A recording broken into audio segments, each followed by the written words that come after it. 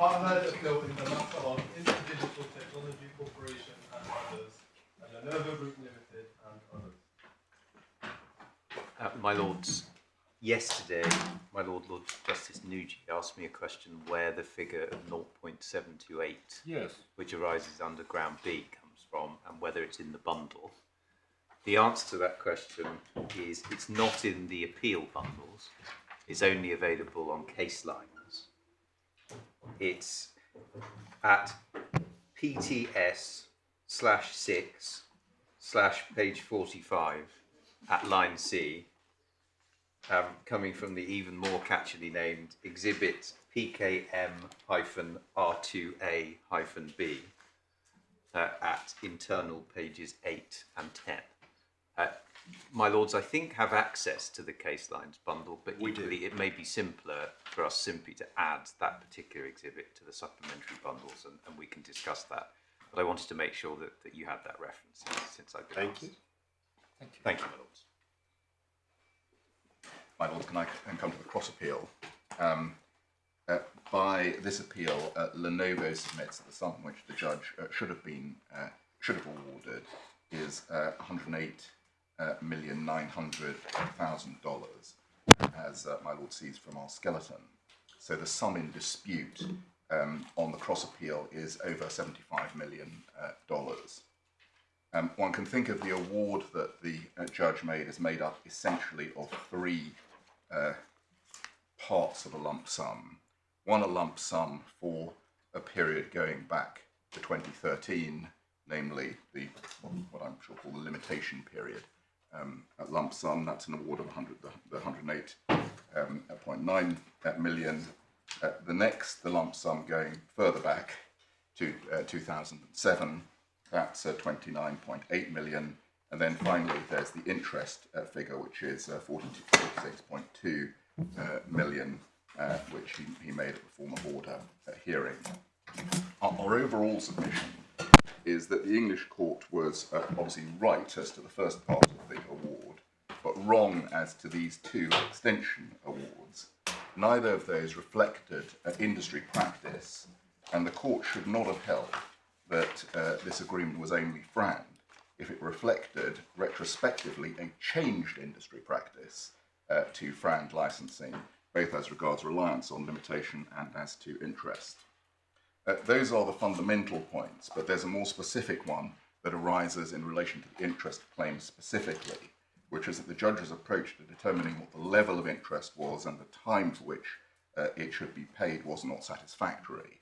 The quantum determination there occupied essentially a single paragraph of reasoning in which the judge took from a draft agreement which had all sorts of other terms to which the judge did not refer, including as to the time from which interest would run, a figure for interest, but without regard to the fact that that was interest paid from a given time, and indeed in that particular context, an agreement which would require interest to be paid only after the agreement had been entered into, not going back on the for the whole period. And I'll come to that in slightly greater detail. So our overall submission, as my Lords will have seen from our skeleton argument, is that so far from that agreement supporting a claim for interest at that level and for that period, if one does the comparable analysis correctly, it does support a claim of interest from the date upon which payment was due, namely the agreed or proposed to be agreed time in that agreement, but it does not support a claim for interest going back before the claim for payment, before the obligation for payment arose. That's sorry, if I understood you correctly, because I thought it was your client's case that no interest should be paid at all. Yes, our primary case is that no interest should be paid at all, and our second. And you're in the alternative, you say different dates, simple, different periods. Yes, I'm sorry. I'll come on to lay out the full terrain of the argument when I come to the interest argument in detail. And I'm sorry. I should we have read the skeleton, so we do know. I just wanted to check that I hadn't misunderstood.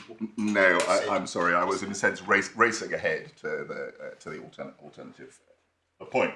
But our points are that there are points at a high level, and there are points at a more specific level, and the most specific level is the one that relates to the use of that particular period. And then there is, of course, a point at what might be called an intermediate level, which is the issue of how conduct features in the evaluation, both in relation to limitation and in relation to interest. And I'll come on to that particularly with reference to interest shortly. So can I deal first of all with the arguments that might be said to be common to both issues? Now, it's true that the points raise different issues. In some respects, they are fundamentally different, but they do have a common feature. And the common feature is this, that the judge took an approach to what is fair, reasonable, and discriminatory, which is not taken and has not been taken by the rest of the industry or courts around the world. And our overall submission is that this is an area of court activity or tribunal activity where approaches taken to what is fair and reasonable by a given industry may legitimately differ from industry to industry. And our submission is not that there is no merit at all in the points made by the judge as to why limitation might not play a role. Those are points upon which reasonable people can differ, similarly in relation to interest. Our overriding point, however, is that it is not for a single court in a single country exercising global frank jurisdiction to settle terms against a single undertaking which alter the approach which has existed for a considerable period, with which the industry has not departed from, and in the case of interest, provide for a completely different and new category of historical payment, simply because it thinks that the industry should have operated in a different way in the past and should do so in the future. Well, can I just break that down a little bit? First of all, can I be clear that in expressing it the way that you just did, you accept that the courts of this country have jurisdiction to settle global fran rates? I think that's established by the decision of the Supreme Court. I don't think I can deny that. The Supreme Court has said so. So the fact that we are doing it globally goes out of the picture. I completely agree. Indeed, that's the starting point of my argument. Fine, good. Now, next, you differentiated between two things, or you mentioned rather two things which I would like to differentiate between. One is industry practice, and of course, I see that point, and you're going to be developing that. But you also mentioned courts. And on that, I'm a little puzzled, because I understand the argument based on industry practice. But so far as court precedent is concerned, this is only the second fran determination in this jurisdiction at all, and it's the first one to address the question of how you treat the past. So I don't quite see where precedent gets one so far as that is concerned. And so far as the rest of the world is concerned, most courts in the world have never done it. There are one or two others who've done it. You can't say that there's any kind of settled international consensus, can you? That's exactly my point. My point is that there isn't any settled international consensus, neither at industry level, where the point is the other way. There is a settled industry practice going the other way, but equally, there isn't a settled international consensus at court level saying that that industry practice is in any way inappropriate. And my lord is of course right to say that in part that's because this is a novel point, but that makes precisely the point that I'm making, which is that, and I'll come on to the authorities on this, a court which is in a sense in a first decide position should not be laying down principles that are potentially applicable to an individual in a given case without any industry agreement, without any consensus that this is an appropriate way so that seems to proceed. To involve the proposition that a court deciding a point of law for the first time is bound by industry practice? No, it's not. And I don't say that is a general proposition. What I do say is if the court is coming to consider what is fair, reasonable, and non-discriminatory, and does so against a background of Etsy rules, which themselves are made against a background of and intended not to change industry practice, the court should be very slow to depart from what is regarded as normal industry practice. And I say this with one proviso. If it is completely clear that industry practice in this area is wholly unreasonable, wholly unfair for one side or another, then one might say, well, a court shouldn't be precluded from saying, oh, this is a wholly unfair approach. That is at an extreme edge of a jurisdiction. But if an industry practice falls within a range of reasonable parameters of how an industry can, should, and has operated over an extended period, Right, so your argument is industry practice is the best evidence of what is fair and reasonable. correct. And I'll come on to that specifically in relation to both of these points. And in relation to the interest point, what I will be submitting is that it's not only industry practice that is the best evidence of what's fair and reasonable. It's the practice inter alia of the licensor in this case, where the evidence is very clear that the licensor in this case never sought even to obtain interest on the basis upon which it is now suggested, even despite the positions that are taken in relation to cost of borrowing and so forth, which I'll come on and develop in due course.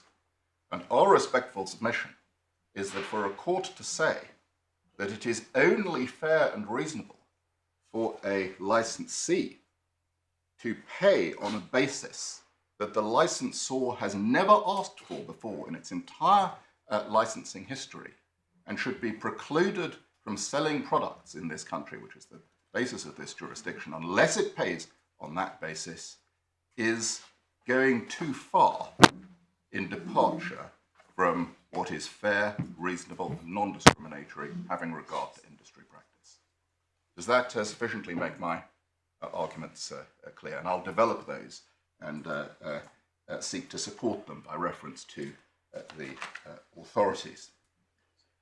May I then make 8 overriding points, some of which to some extent have been foreshadowed by the interchange just now.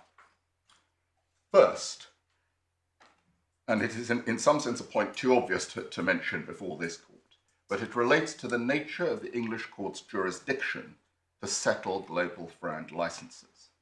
It is non-statutory. It is a creature of the Patents Court as confirmed by the Court of Appeal and the Supreme Court, created under its general powers. What are those general powers? They are to grant an injunction to prevent patent infringement, but also to grant an injunction subject to conditions. And the condition in the case of brand injunctions is that a condition of withholding the injunction. Well, I'm sorry to interrupt you again, but you seem to be suggesting the English courts have invented this out of their inherent jurisdiction. And if that is your submission, I would like venture to suggest that it's completely wrong. It's based upon contract under clause 6.1 of the Etsy IPR policy as a stipulation pour autre. So we are not inventing this in some kind of exorbitant exercise of jurisdiction through our inherent powers. We base ourselves upon a contract between the parties. I was going to come on to that, my lord, because the Etsy contract is an important part. My point is this, that the basic structure of these kinds of cases is there is a patent, it is prima facie valid and infringed, therefore that prima facie gives a right to an injunction. A defendant raises as a defence to that the obligation to grant a FRAND licence. And if a FRAND licence has then been settled by the English court in terms of that the court is satisfied, comply with the ETSI regime and comply with the requirements of being fair, reasonable and non-discriminatory, on that basis, because of the contractual requirement, the court will say, I am not granting an injunction in these circumstances. But the point in relation to the jurisdiction of the court is that it relies, as my lord has said, on a combination of two things. One, the power to grant an injunction, and two, the ETSI undertaking. This is a non-statutory jurisdiction. It is not circumscribed by way of either parliamentary or international agreement. And in our respectful submission, and I'll come on to the ETSI undertaking shortly, the court should be cautious about applying the aspect of the jurisdiction that relates to the ETSI obligation in a way that that departs from ordinary industry practice. And I will show my lords the background and to that in a short while. The jurisdiction is not problematic at all. Indeed, it is exceptionally valuable when one thinks about it as applying the contract in circumstances in which the court essentially says it is a condition of avoiding an injunction that you, the manufacturer, enter into a FRAND contract if that contract is one that is framed in accordance with industry practice. It becomes more problematic in our submission if the court says, well, the contract in question, which I require the manufacturer to enter into, is not one that is in accordance with industry practice. At that point, the question arises as to whether that is an appropriate approach to the contractual requirement, the contractual obligation to grant a FRAND license and the entitlement of, as my lord has quite rightly said, a defendant to rely on the stipulation pour autrui. So I don't think, my lord, on that basis that there's any disagreement with my lord's proposition, but it doesn't address the core argument that I'm making. Mr. Alexander, can I make sure I'm understanding your submission? When you say, you said not in accordance with industry practice and all of that, are you contemplating a situation in which let me put it this way, the ratified terms that the court has ratified are FRAND, but they're not in accordance with industry practice? Or are you saying their lack of accordance with industry practice means they're not FRAND? It's the latter. Yeah, so it is, no disrespect, dressing up a this isn't FRAND argument. And that's what this is about. It isn't an argument about some middle ground where there is something where the court has rightly held it's FRAND, but is for some other reason shouldn't be done. No, and I hope that's clear from our skeleton argument. Our point here is that if one is interpreting the ETSI agreement, the obligation under the ETSI agreement is to, insofar as it directly impose obligations on a court, obviously. It gives rights to the parties. But insofar as a matter comes before the court, the court is obliged to settle FRAND terms. But FRAND is the beginning and end of it. If it's FRAND is the beginning and end of it. But my submission is squarely the second point, which is that in settling FRAND terms, the ETSI agreement contemplates that, I might say primary regard, I don't want to use that term in a particularly prescriptive sense, but regard is had to industry practice, and that if a contract departs from reasonable industry practice, and I put that qualification in to reflect the point that I made earlier, which is that there may be some extreme situations where a court says, well, actually, what's going on here is just completely out of the bounds of reason. That can't be FRAND. But in a case where there is a reasonable industry practice that's been adopted over a considerable period, that should be folded in to the evaluation of what is FRAND, and that should be done in the absence of any consensus to the contrary. I do not, of course, exclude the possibility, and indeed the judge contemplated, and I'm sure others have contemplated the possibility, that ETSI, those in the industry and so forth, might get together and say, well, actually, we ought to change this practice significantly. We ought to recognize that it's wrong to do things in the way that they have been done in the past, and that is something that there may be a further industry practice that evolves.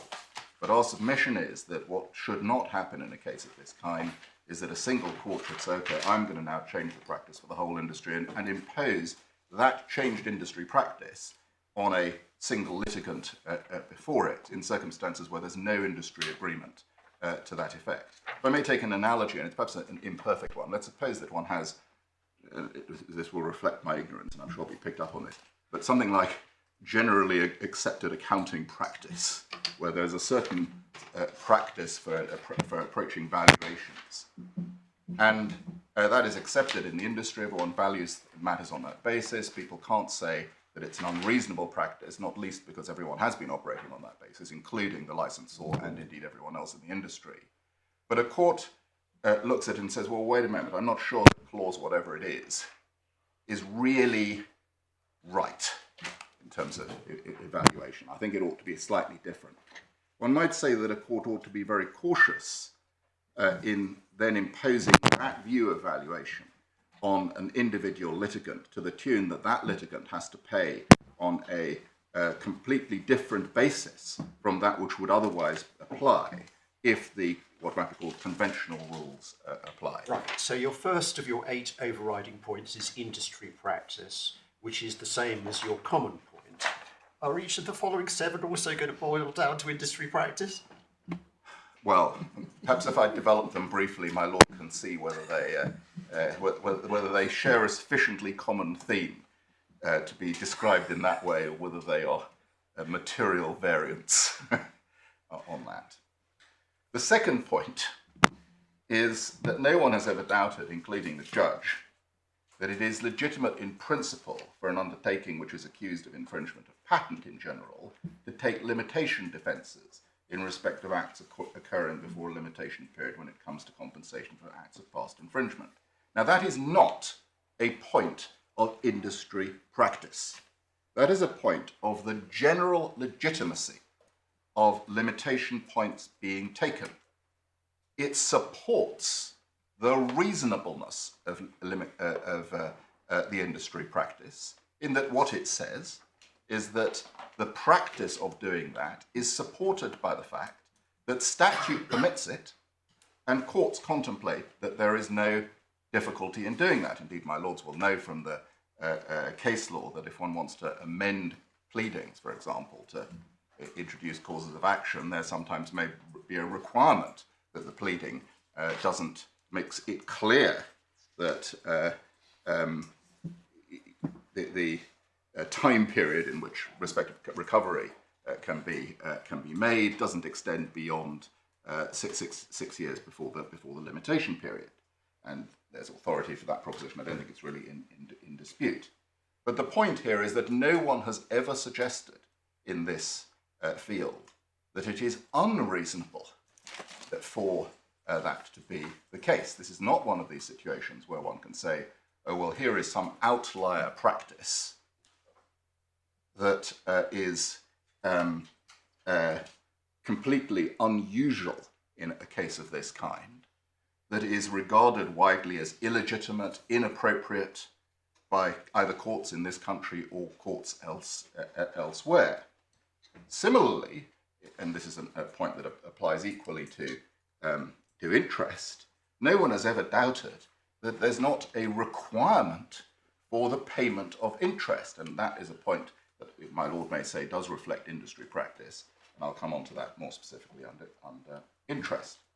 Sorry. The third, I would have thought the payment of interest is just as universally recognised as limitation periods are. When you're undoubtedly right that it is a feature of almost every developed system of law to provide for limitation, and there are extremely good policy reasons for it.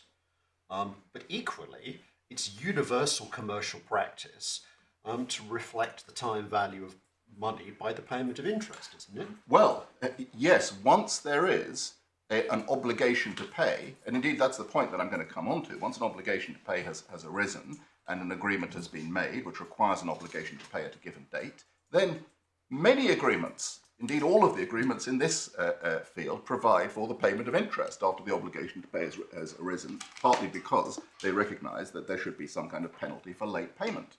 And so, my lord, my point is not that there is no generally accepted approach in the payment of interest. My point is that in this particular field, and indeed in many other commercial fields, an obligation to pay interest doesn't arise until a particular, I'm not quite sure it's quite right to say a crystallised sum has occurred, but there is a payment obligation and there is a time for payment. And I'll come on to that more specifically. So, my lord, I'm agreeing with my lord in relation to the general point, but it is more specific in this case because of the nature of the requirement that the judge held to obtain. So, can I come on to the backing? And my lord may say, well, this is commercial practice again, but at least it's the Supreme Court saying it. So if I may just draw my lord's attention to... So this is point number 3. This is point number 3. Yep. And for that, my lords want Unwired Planet in the Supreme Court, which is Authorities Bundle 2, tab 27.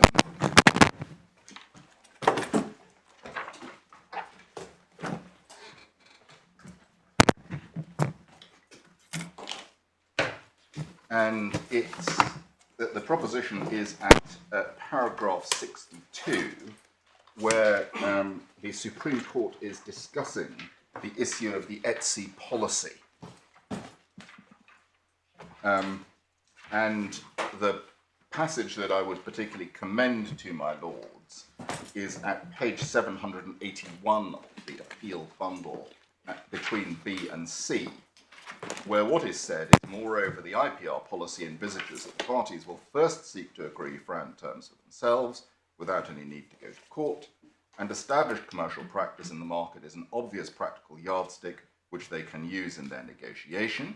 In our view, the courts below were correct to infer that in framing its IPR policy, ETSI intended that the parties and courts should look to and draw on commercial practice in the real world. And so, in our respectful submission, although my lord has said to me, oh, this is just another commercial practice point, yes, it is, but this is the Supreme Court saying that the ETSI undertaking was made in the context of an understanding that parties and courts should look to and draw on commercial practice in the real world. And in our respectful submission, there is nothing to suggest in the Supreme Court's decision that the ETSI contractual undertaking should be interpreted and the consequential FRAND obligation should be regarded as one where it was appropriate for there to be a material departure from commercial practice in the real world. And if I may respectfully draw my lord's attention to the Court of Appeal in Unwired Planet, which you will find at the relevant extract is at page 580 in the same bundle.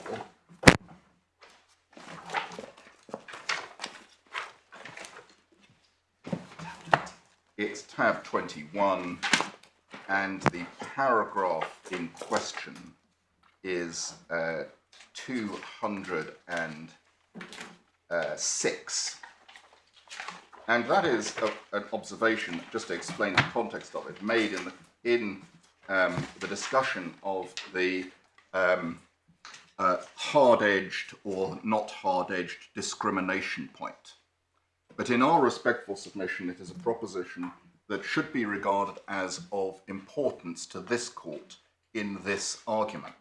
The Court of Appeal said, we recognise that in the development of this important area, it is desirable that an internationally accepted approach should ultimately emerge, and that was in relation to the competition aspect. However, there is as yet only a handful of decisions which attempt to grapple with these issues. It would be wrong, in our judgment, to harmonise on a first-to-decide basis. But that's in the context of explaining why they're not following Guangdong Court in Huawei and InterDigital. I understand that, but my point, my lord, is that the Court of Appeal there was recognising that in circumstances where there was no agreed consensus as to how one ought to be approaching an issue, in that case the competition issues, it would be wrong for a court to come along and say, well, I'm going to try and harmonise this practice on it because I happen to be the first one. What they said is they have to decide what the right answer is, and that's what they did. Indeed. But we would respectfully submit that what a court would not be justified in doing is where there was an established commercial practice and, in a sense, an internationally accepted approach to that extent, a single court on a first-to-decide basis should say, well, now this practice ought to be departed from in relation to valuation. That is inconsistent with the underlying approach of the When the Court court of at Appeal. 206 refers to an internationally accepted approach, are they not talking about courts, not? Yes, they are. They are. But and I don't. I understand the I don't want to. I don't want to make too much of this point. But my point is this: that there is positive authority from the Supreme Court that the ETSI approach should be both at party and court level reflecting practice, and there is nothing in the approaches of the Court of Appeal preceding that, upon which the Supreme Court drew, to suggest that where there is an established practice in a field, in this case in relation to the commercial practice, that there is a warrant for a court to say, well, that practice is completely wrong and there ought to be fundamental changes to that practice, which of course the judge recognised would be the consequence of his decision, both more broadly and specifically with respect to this licensee. What's the difference between recognising commercial practice and using comparables? Actually, that's a good question. Indeed, the answer is that there is no difference. At a high level, there is no difference. But that actually supports our proposition, because if, as the evidence was in this case, both in relation to the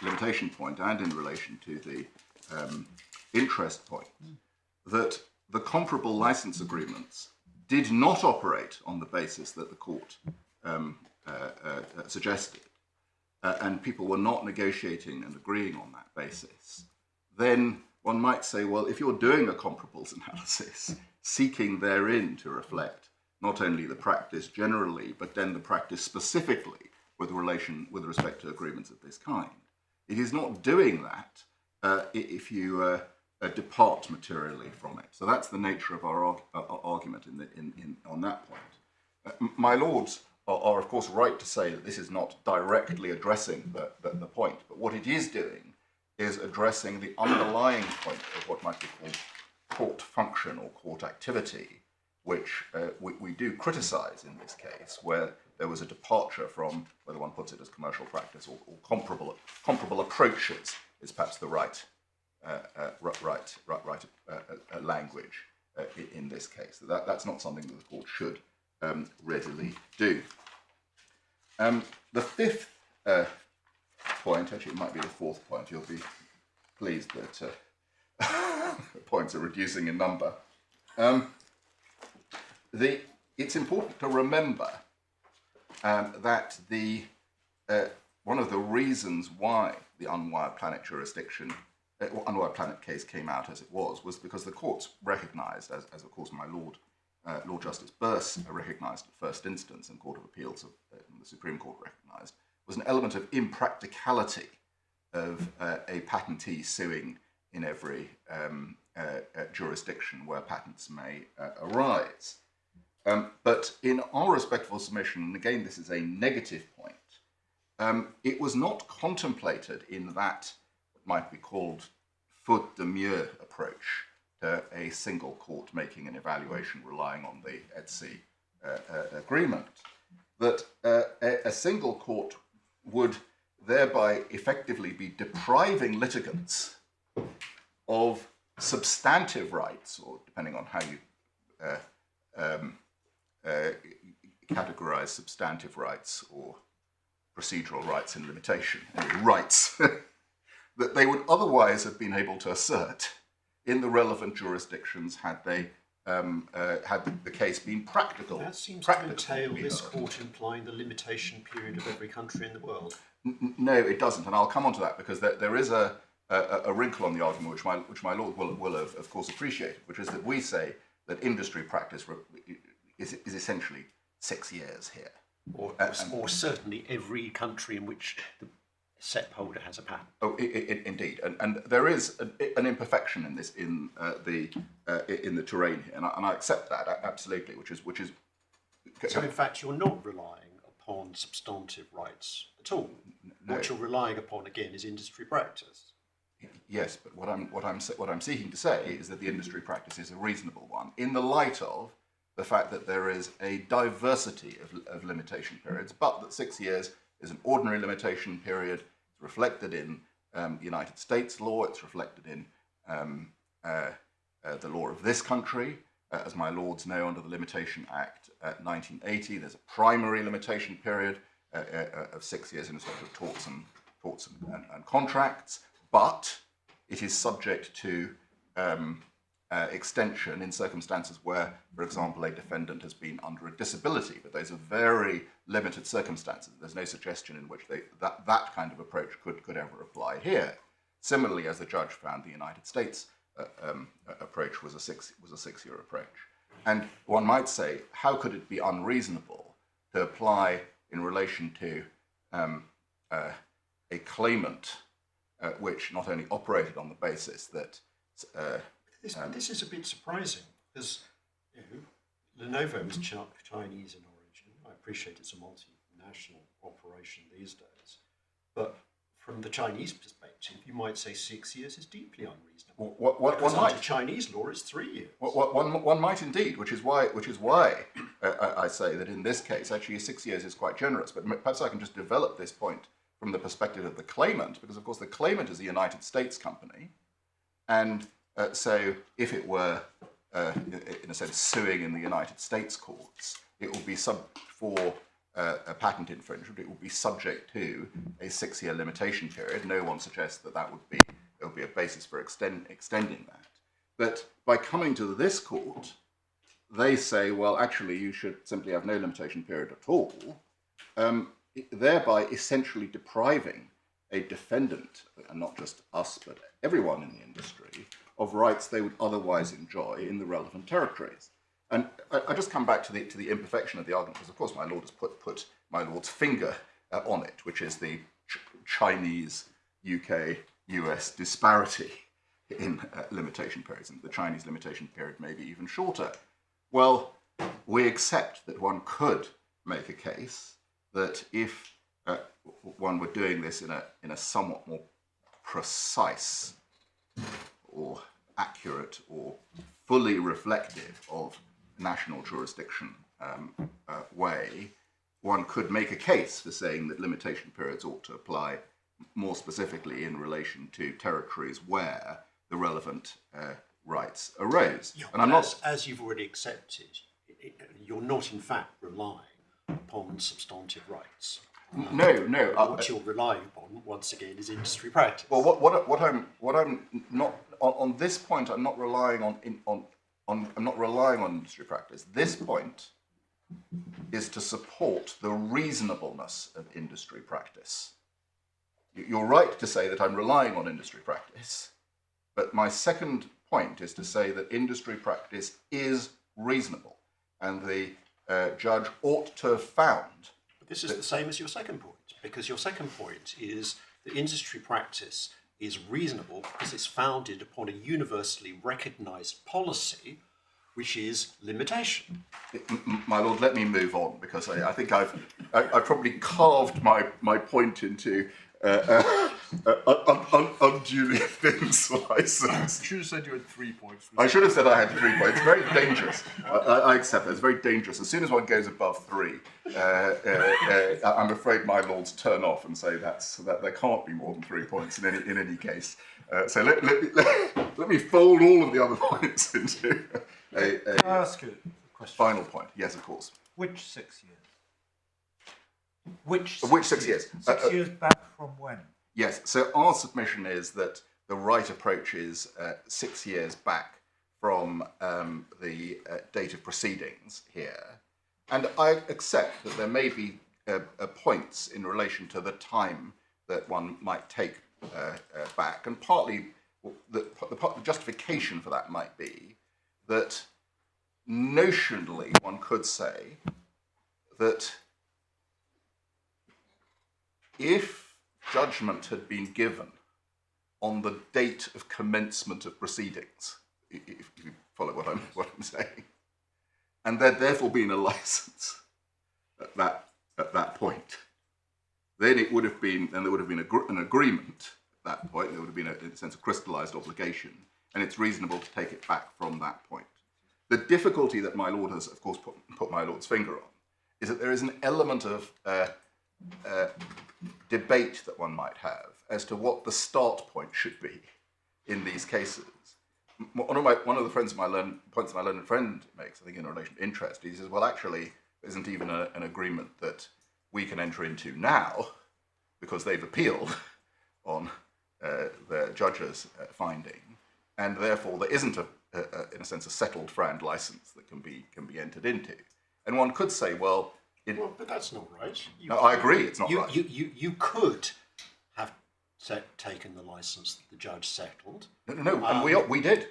I mean, I know you paid the amount, but I don't think you signed the license agreement. No, but we couldn't sign the license agreement because they were not actually offering that license agreement. Had we signed that license agreement, this appeal couldn't have taken place because it would have been the end of the matter. Prejudice to your rights on appeal. Well, my lord, perhaps we can come back to that point in relation to the procedural point. But in any event, as my lord has seen, we gave the draft judgment came down on the 1st of March. We gave an undertaking on the 6th of March. We gave an undertaking in relation to the license, albeit before the interest point had been decided. At the absolutely earliest date that we could, 5 days after a draft judgment, is in circumstances where the claimant's position had always been you shouldn't have a license at all, and the judge had said, well, actually, now I'm going to put you to your election, is absolutely a reasonable point. But just to finish on answering my Lord Justice Nugee, one might say that because of the sort of artifice of notionally compressing litigation to the date of commencement of proceedings, where you can think about the accrual of the cause of action at that point, doesn't make it an unfair date upon which to take it. There may be later dates upon which could equally be justified, including a date of judgment or whatever in the context of a settled license. But that's our position in relation to that. We will come on in relation to the interest point in particular, to the question of whether or not there was any earlier date upon which my clients could have entered into an agreement, because that's relevant to the date from which interest. Yes, but it might also be relevant to limitation. It may also be the relevant limitation. You've referred throughout to the industry practice, 6-year limitation period. What 6 years does the industry practice take? Is it 6 years back from the date of actual signature, or the date when negotiations start, or what? Because if it's the date of actual signature, it enables the implementer just to defer signing. Well, I'll have to look at the evidence on that specifically, but I don't think it condescends to quite that level of detail. What the evidence on the claimant side is that there is a practice of regarding anything over 6 units is discounted as irrecoverable. It's arbitrary, isn't it? Because you point to, among other things, and I understand why you point to it, InterDigital's own practice. But let's look at what they did in this case, which is they start proceedings in August 2019, but they propound a license period which starts on the 1st of January 2018. Oh, indeed. Which is 18 months prior, more than 18 months prior to the claim form. And then their evidence is predicated upon an assumed 6-year limitation period prior to that. So in fact, what in InterDigital's case as presented at trial was, it was more than 7.5 years measured back from the date. Yes, you're right on that point, and I entirely accept that there is. I wouldn't say that it's arbitrary. That's perhaps not too critical a term, but it is an area where there is legitimate room for debate as to the right date to take. But which is the date that you ask for? The date that we ask for is 2019, going back to 2013. Yeah. So 6 years before issue proceedings. Exactly. Thank you. And that is not just the date upon which that's 6 years back from that date, but it is also the date upon which the material was presented in the case, because my lords will have appreciated that because of the way the case developed, this issue on limitation only developed, as it were, during the case. Both Mr. Bazant's evidence and Mr. Meyer's evidence were essentially premised on this 2013 approach, and that's what they were taking as a point going backwards. Can I just pick up then something you said about the requiring you to pay for pre-2013 sales is infringing your rights, your substantive rights in other countries. But you haven't been sued in any other. Well, you may have been sued in 1 or 2 other countries. You certainly haven't been sued in every country in the world in which the patentee has a patent. So if one ties it to your substantive rights, why can't you say, well, I should only pay for 6 years back in England because I've only been sued in England and I shouldn't pay anything because we're now in 2024. So if you take us back 6 years from now, I'm accruing substantive rights every day in other countries.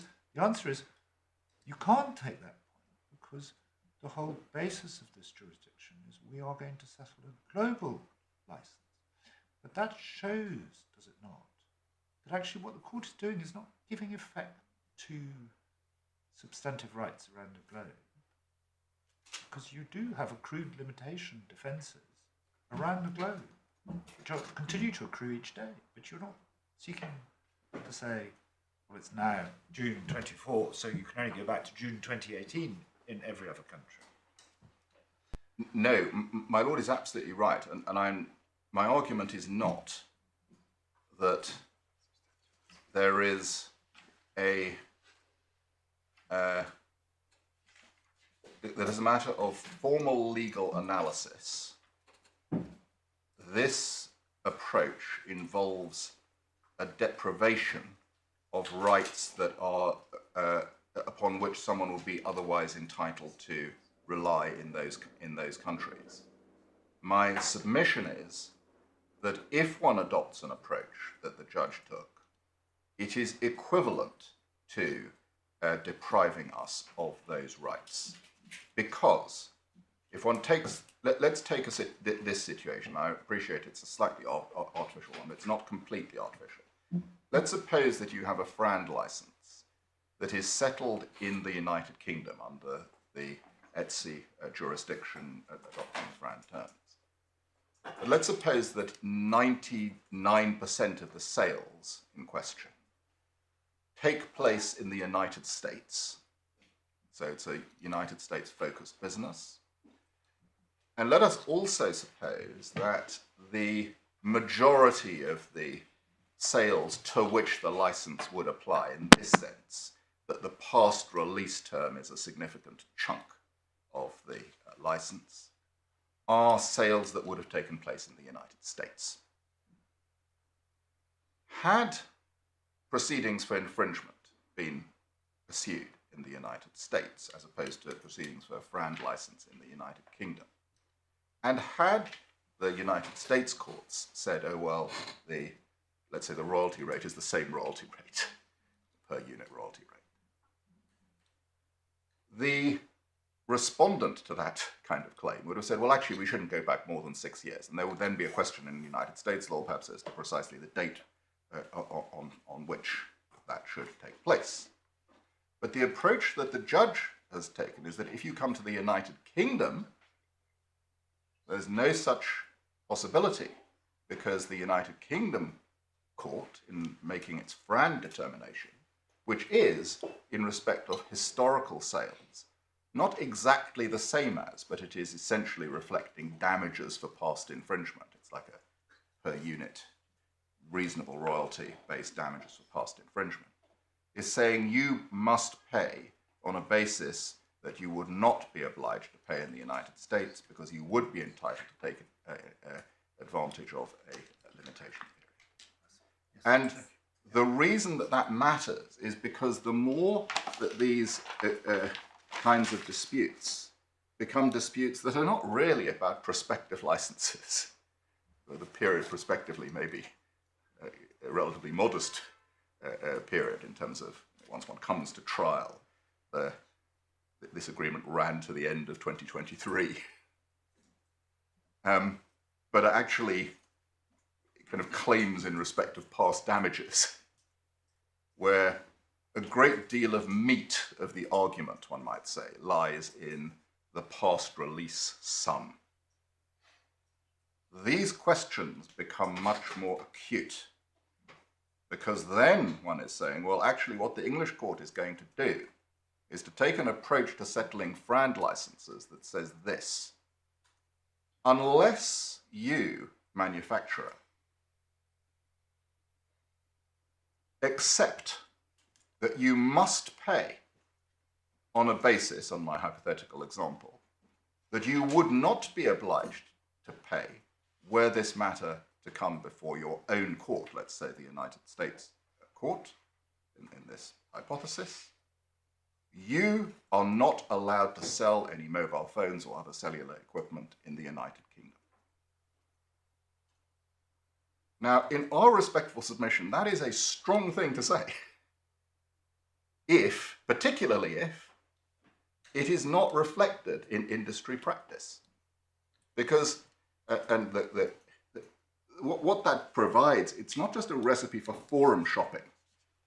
What it's a recipe for doing is then using the powers of the English court to grant an injunction on a single SEP, which affects, of course, all of the products, to turn the English court into a past royalty recovery forum without any of the protections that a defendant would be entitled to, where even the claimant to pursue that defendant in its own forum. And that has two aspects. One of them is obviously the limitation point here. But the reason why this is not just a minor matter, or at least has not been regarded as such, comes from a case that we refer to called TCL and Ericsson. And my lord will be familiar with that case. The issue there was, is a past release something that's equivalent to damages for infringement, and therefore attracts the United States constitutional right to a jury trial. I think it's above $20. I can't remember what the figure is. The trial court said no, you can sweep up the whole past by a bench trial, which does essentially what Mr Justice Mellor and my Lord Justice Birss did in dealing with this. The Court of Appeals in the United States said, oh no, insofar as this issue raises a point of past sales, which is the equivalent of damages, that must be decided by a jury if the claimant elects for jury trial.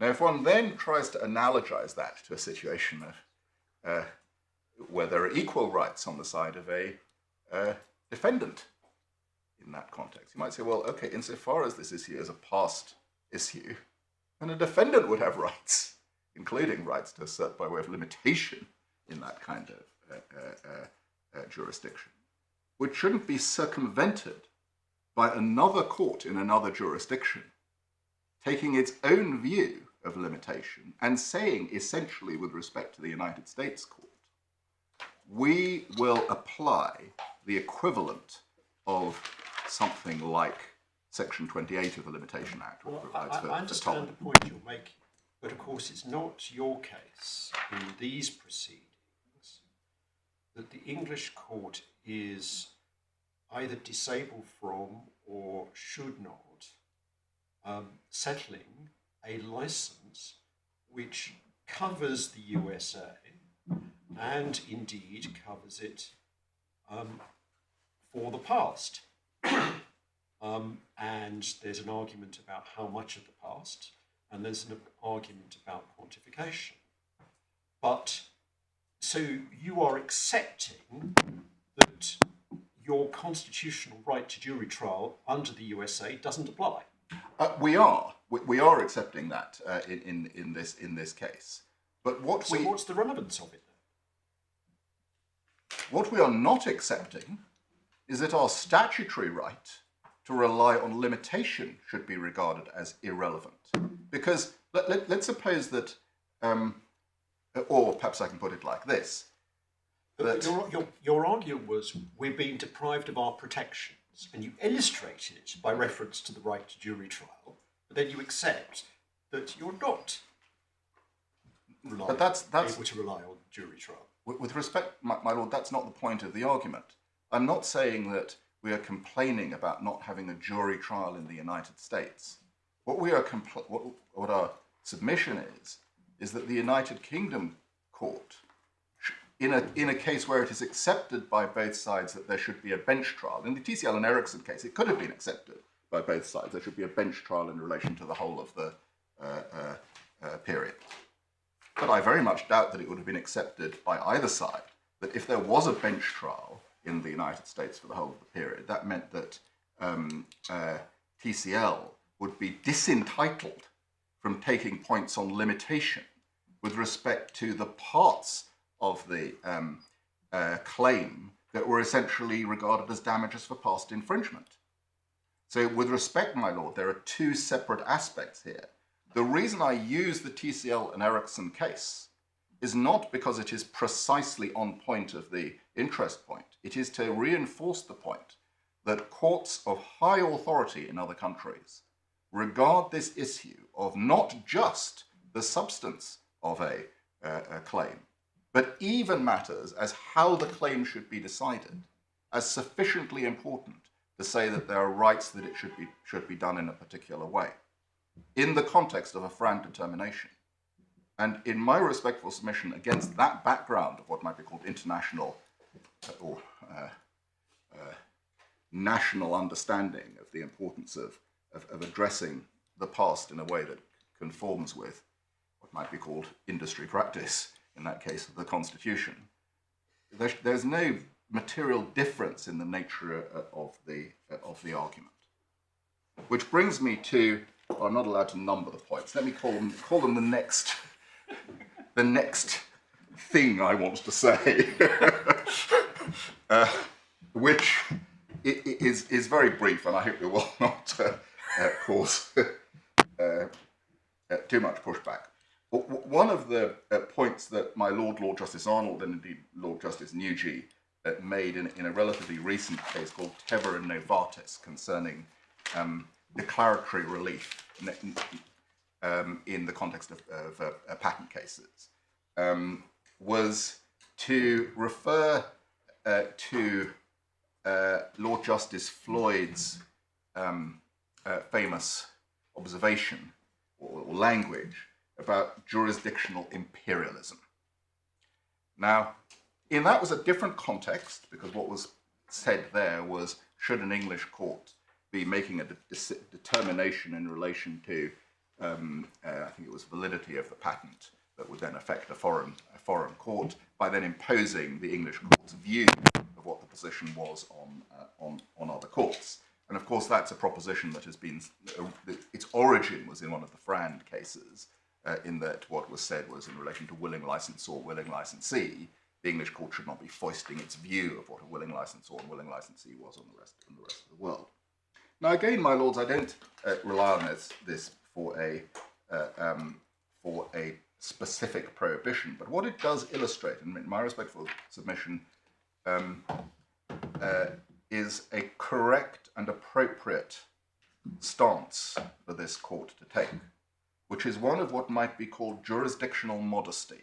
And I say this with great respect to this court, because this is an issue where essentially what my submission is that your lordships should tread cautiously. And my lords may say, well, that just involves your industry practice point again, but it's not. It's a slightly different point. It is to say that where a court is exercising a power to settle global licenses, and it does so in a way that itself recognizes is not in conformity with the existing mores of the industry, either here, United States, or elsewhere. This court should do so with great caution. And what it should not do is to say to a particular litigant, you are acting unfairly, which is the substance of the finding, because you are taking an approach that conforms with industry practice, and we, the English court, think we, if I may put it like this, know better, and therefore we are going to impose our view of what industry practice should be on the rest of the world, when the rest of the world does not take that view. Now, I don't particularly commend that phrase to you, although it has been used in a number of cases, but I do respectfully commend the concept. If one is dealing with valuation, one should be dealing with this in a relatively conservative, I say that conservative with a small c, way. And one of the reasons why that is a prudent course, if I may put it like this, and indeed a fair course, is this. My lords will have doubtless taken on board that this is an area where there have been what might be called jurisdictional wars. Battles for which court should decide, anti-suit injunctions, anti-suit injunctions, and so forth. Courts which act in a way that conforms to recognized industry practice are likely to be regarded as attractive fora if an argument is made that such a court should not be determining a given Frand matter. It would be regarded with justifiable skepticism on the basis that what the court was doing was only reflecting existing practice, but the converse applies. And the more... So this is a submission, the court shouldn't do what it thinks right, because we will make our forum an unattractive one to global players. No, it is not. It is not that. It is not that the court should not do what it thinks right. What it is a submission, is that the court should think very carefully before saying that everyone else is wrong in their approach. Everyone in the industry is wrong in their approach to this, because that's the consequence of Mr Justice Mellor's judgment, and that this court is the only court which has the right answer and the right remedy to this a particular issue. Now, as I've said, my lords, in circumstances where it is absolutely clear to the court that the practice in question is so far removed from reasonableness that the English court can say there is really no room for debate, that we are right here, absolutely, unequivocally right, and we are going to say so, I concede immediately on that matter. But in circumstances where there is reason, nothing to do with jurisdiction at all. It's a much more simple point, which is what you would say, and one sees the force of this, is nobody's ever held before that limitation periods should be disregarded. On the contrary, it's universal wisdom. And what you say is that the judge below is out of step with universal wisdom. It's as simple as that. my lord has, of course, encapsulated it much better than me. So, turning to my non-enumerated further point, that is an expression that would be entirely consistent with the views expressed by my Lord Justice Arnold, sitting in the BBC and PRS case, which my lord may recall, which was the one about the jurisdiction of the Copyright Tribunal and whether it should extend to settling foreign licenses. Again, a different context, but with some similarities, where my lord said, as a matter of comity, a statutory tribunal shouldn't interfere with the regulation of copyrights in other states, shouldn't do so in the absence of a clear statutory mandate. Now, of course, that's a different point, but it does relate to the issue of being out of step. And one might say, well, in the absence of a clear warrant to this court to say, right, you are the court that is entitled to be setting not just the standards, but also setting the appropriate approach. I'm sorry to slow you down. I appreciate we've interrupted you a lot, and I'll try and stop doing that. But I don't have in mind the particular passage that you've just referred to. I'm sorry. We can bring that along. Is it not in the authorities? Well, unfortunately, it isn't in the authorities. All right. In which case, let's pass on. Perhaps we can just pass on in relation to that. And I don't want to make too much of that again because it's a different context. But what it goes with is the point on saying that there should be caution. So those are the initial points that I want to make, which actually make the arguments then on limitation that I'm now going to come to slightly briefer. So our first point on limitation, first group of points, and we have three groups of reasons, which are reflected in our grounds of appeal for why the court should accept our arguments, is the summary of the point that my lord just put to me. The judge's approach is not in line with that taken by parties and the industry. That parties in the industry have been operating in a reasonable way, and it's not really for this court to say those practices are unreasonable. It's not unreasonable to invoke a limitation defence in other jurisdictions in relation to this matter, and it should not be unreasonable to do so in the context of a FRAND evaluation. It's particularly the case that the court should be cautious because of the ETSI point that I've made already, which is that if you have a scheme that's devised against the background of practice, it takes a strong thing to depart significantly from it. Secondly, and again this goes with the first points, it shouldn't be regarded as a requirement for a manufacturer to be acting reasonably, that it should negotiate and agree terms on the basis that require it notionally, and I emphasise notionally in response to my Lord Justice Nugee's point, to give up notation defences to which it otherwise would be. I think you must have said something you didn't mean to say.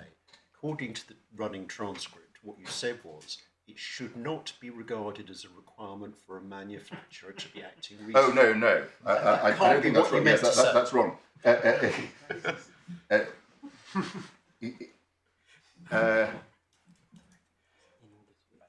No, I think there might be something missing there. Anyway, let me tell you what I was supposed to have said.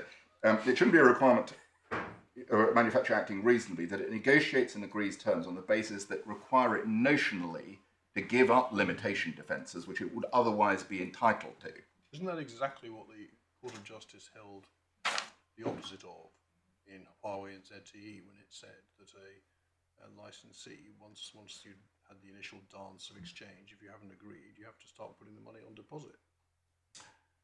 No, that is a different point as to what. Well, there may be a part which I can come back to, but in our respectful submission, that is a quite different point, because it may be that after a claim has been asserted, provided the licensor has acted reasonably and there is a reasonable basis upon which a licensee can then make a payment, then it may be a part of the part of acting reasonably that such is done. And I'll come on to that specifically in relation to interest. In our respectful submission, that simply doesn't apply in the context of a situation where a licensor is themselves not acting reasonably by essentially giving information as to what the licensee should be paying.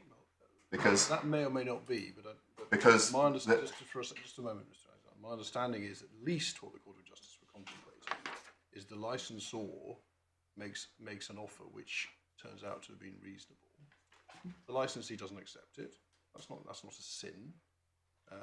Makes its own counter offer, which the licensor doesn't accept. As I understand, if I remember rightly, Huawei and ZTE, as they put it, that was when one might question whether it really ought to have started before that. But at least from that point on, the licensee is meant to be putting money aside, and as far as I can see, that's what, if I remember it right, that's what they said, something like that. And your lordship may be right in relation particularly to putting money aside, because there may be questions for security for damages and so on. I'll come on to that in relation to interest in this case, because there is... But why isn't it also relevant to limitation? That's my point. Well, because it may well be that if you have a licensor who makes a... I know you want to frame this in the context of licensors being misbehaving, because you say they did that in this case. What I'm putting to you is it isn't anything to do with that. I understand that, my lord. The licensor wasn't misbehaving. I understand that, my lord. And I could see that there may be some circumstances where, just as Section 28 of the Limitation Act gives the court a power to extend the limitation period if it thinks it's fair to do so, there may be circumstances where one might start with a default position that someone is entitled to limitation, because for the reasons that you accept my argument would be the position. But there may be situations where it is very clear that a licensor has put forward a reasonable offer, they have made a proposal that can't really be criticised, and the licensee has, if I may put it like this, been messing around. Well, what if the licensee could also put forward a reasonable offer? Because we know there are such a thing as a Frand range. Maybe they both made offers in the Frand range, they just couldn't agree. It may be, and I accept that there may be certain circumstances where one could have a reasonable debate in relation to that. But the very fact that one can have that debate actually illustrates the first of my points, which is that it's not industry practice for that debate to take place. Well, as far as I know, it's not really industry practice to comply with that bit of Huawei and ZTE anyway. Indeed, indeed. But the point is this: that the very debate that my lord and I have been having is exactly the kind of debate which one could envisage, for example, those in Etsy having, if they were setting out a scheme, a proper scheme as to how people ought to behave. It would be the kind of debate that one would have pre-1980 Limitation Act. To say, well, in these circumstances, you're to be regarded as relieved. But my point is that it's not for the English court to craft this agreement, which is actually a matter for industry agreement, because there could be all sorts of different circumstances. If you're going to come to it later, fine, but can I just get this other dimension to that off my chest, so that I hope you do come to it, not necessarily now, but later. What troubles me is that so far the argument that you're making doesn't take properly into account the fundamental dimension of the Frand context, which has been held, as far as I know, supported in the Supreme Court, certainly held by me when I was at first instance, that it does create obligations on the licensee. Yes. And a fundamental part of the whole context which makes it different from the normal analysis of property rights, as it happens, patents doesn't really matter, is that licensees are entitled to start infringing. Now, that's not the norm. So you're in a different legal context right from the get-go when you're talking about a standard essential patent as a licensee. It's absolutely not what anyone would expect if you didn't know anything about FRAND, that licensees are entitled to go straight on the market. Yes, but that's... And the point is, as you probably see perfectly well, is that rather suggests that maybe their obligation to put money aside is a bit different from the normal approach that one takes to torts and patents and damages and limitation and all of these other things.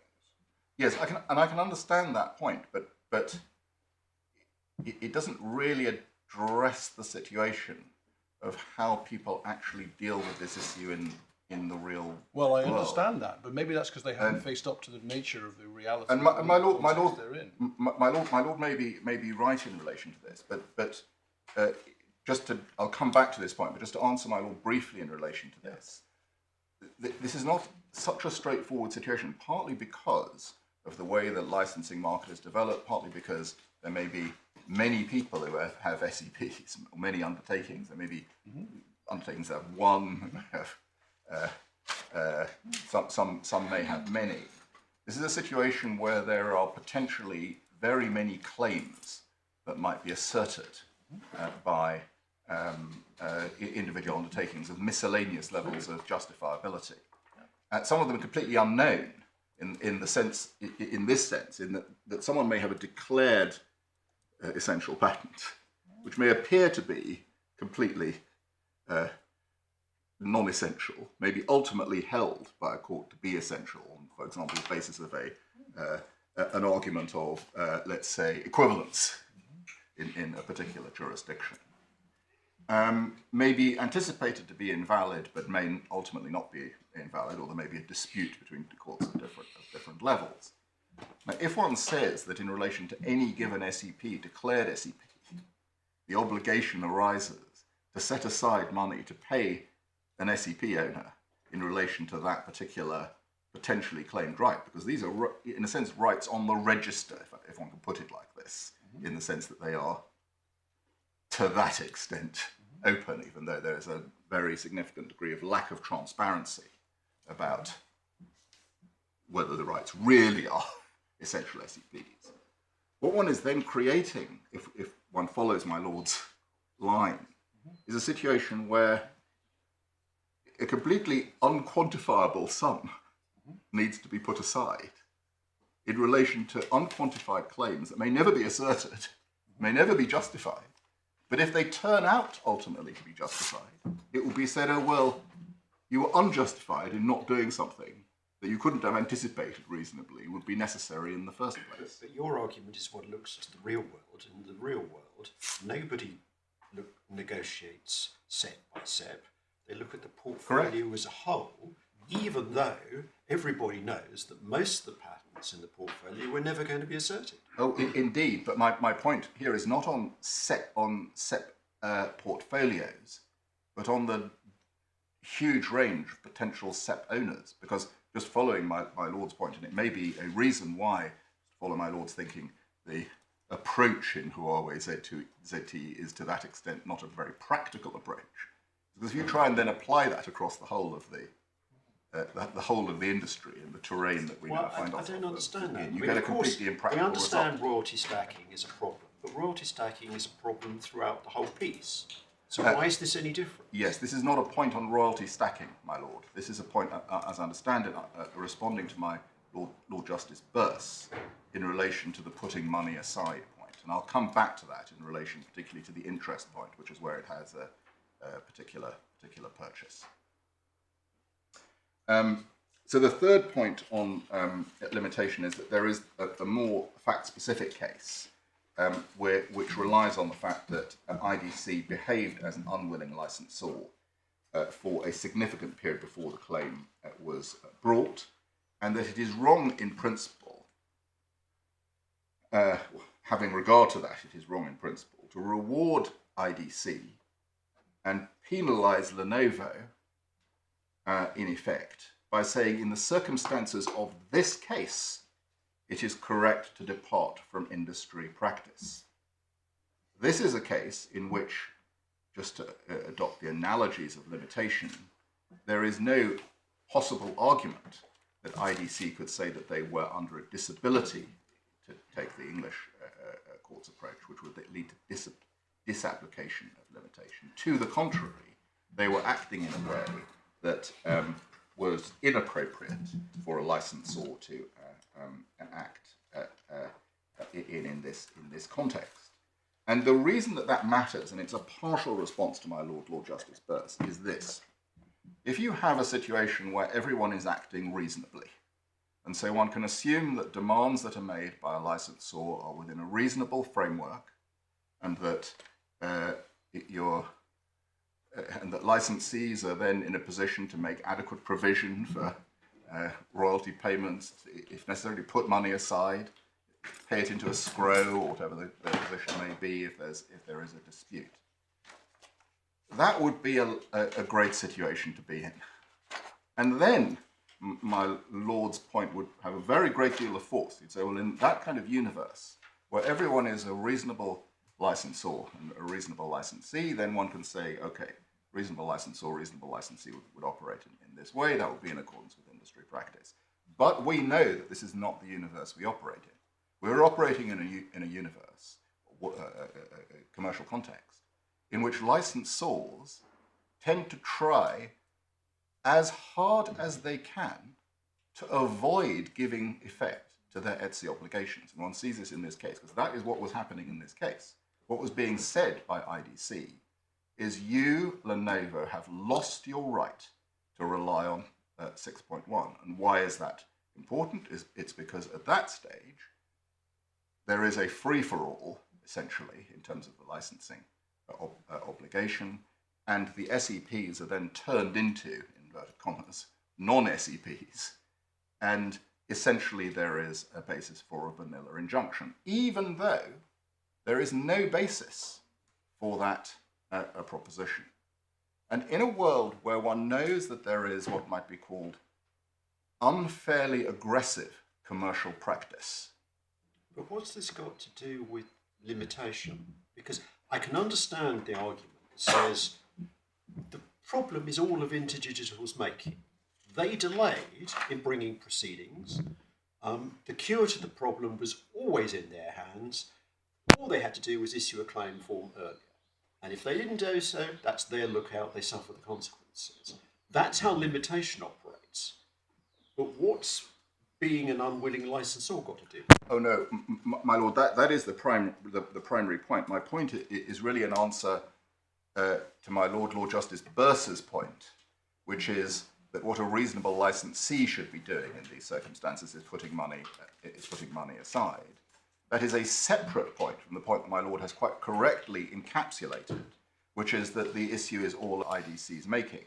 But we wrap that point up generally by saying that in a situation where IDC has neither presented a proper basis upon which we could put money aside, nor has sued at a time that they could reasonably have sued, is there a basis for departing in this case from the industry practice to which I have adverted?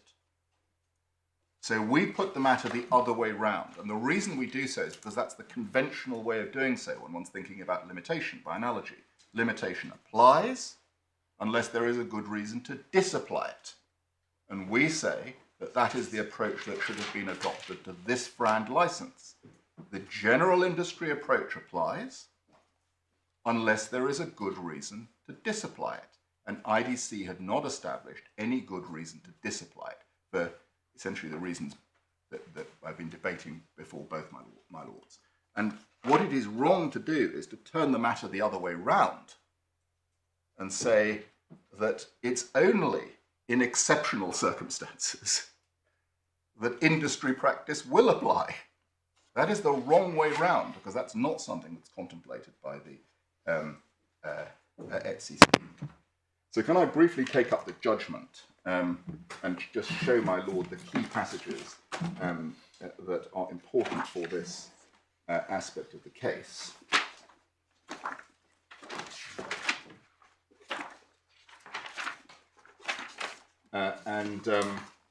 Can I start with paragraphs 431 to 435?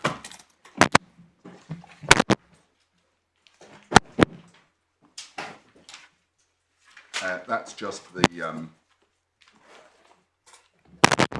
summary of the position in national law. And the key point just to bear in mind, I don't think it's really in dispute, is that the judge holding in paragraph 432 that whilst limitation periods would be directly applicable if the claim was for damages or on account of profits, this is a claim for a determination of the terms of the FRAND license. And that engages the point that my Lord Justice Nugee made to me, which is that we are dealing in different territory, but my point is that it's essentially, effectively, seeking to apply different points here. If you then go to 435, and this is in some ways a key point that you need to bear in mind, what the judge said was that he's referring to the arguments about limitation points, that it assumes that all comparable license on which Lenovo chose to rely were found in every particular, but I don't consider that to be a valid assumption. Obviously, in this comparables analysis, I have to base my decision on one or more PLAs, which I consider to be comparable. Doesn't mean I must slavishly follow the licensing practices of InterDigital, which are reflected in those licenses. And my Lord is, of course, right. You don't have to take every feature absolutely slavishly. But the point that the judge didn't really grapple with was that the evidence was that there was a reflection of industry practice. It obviously didn't matter for, I think, the majority of the Lenovo 7, because, for example, in Samsung, the issue of limitation couldn't arise at all, because this was a fully licensed agreement, same in relation to other of the agreements. None of this really touches the point on why it was right to follow industry practice generally. So moving on in the judgment, paragraphs 520 onwards, where he comes on to the key points that arise under this head. Perhaps the key point is in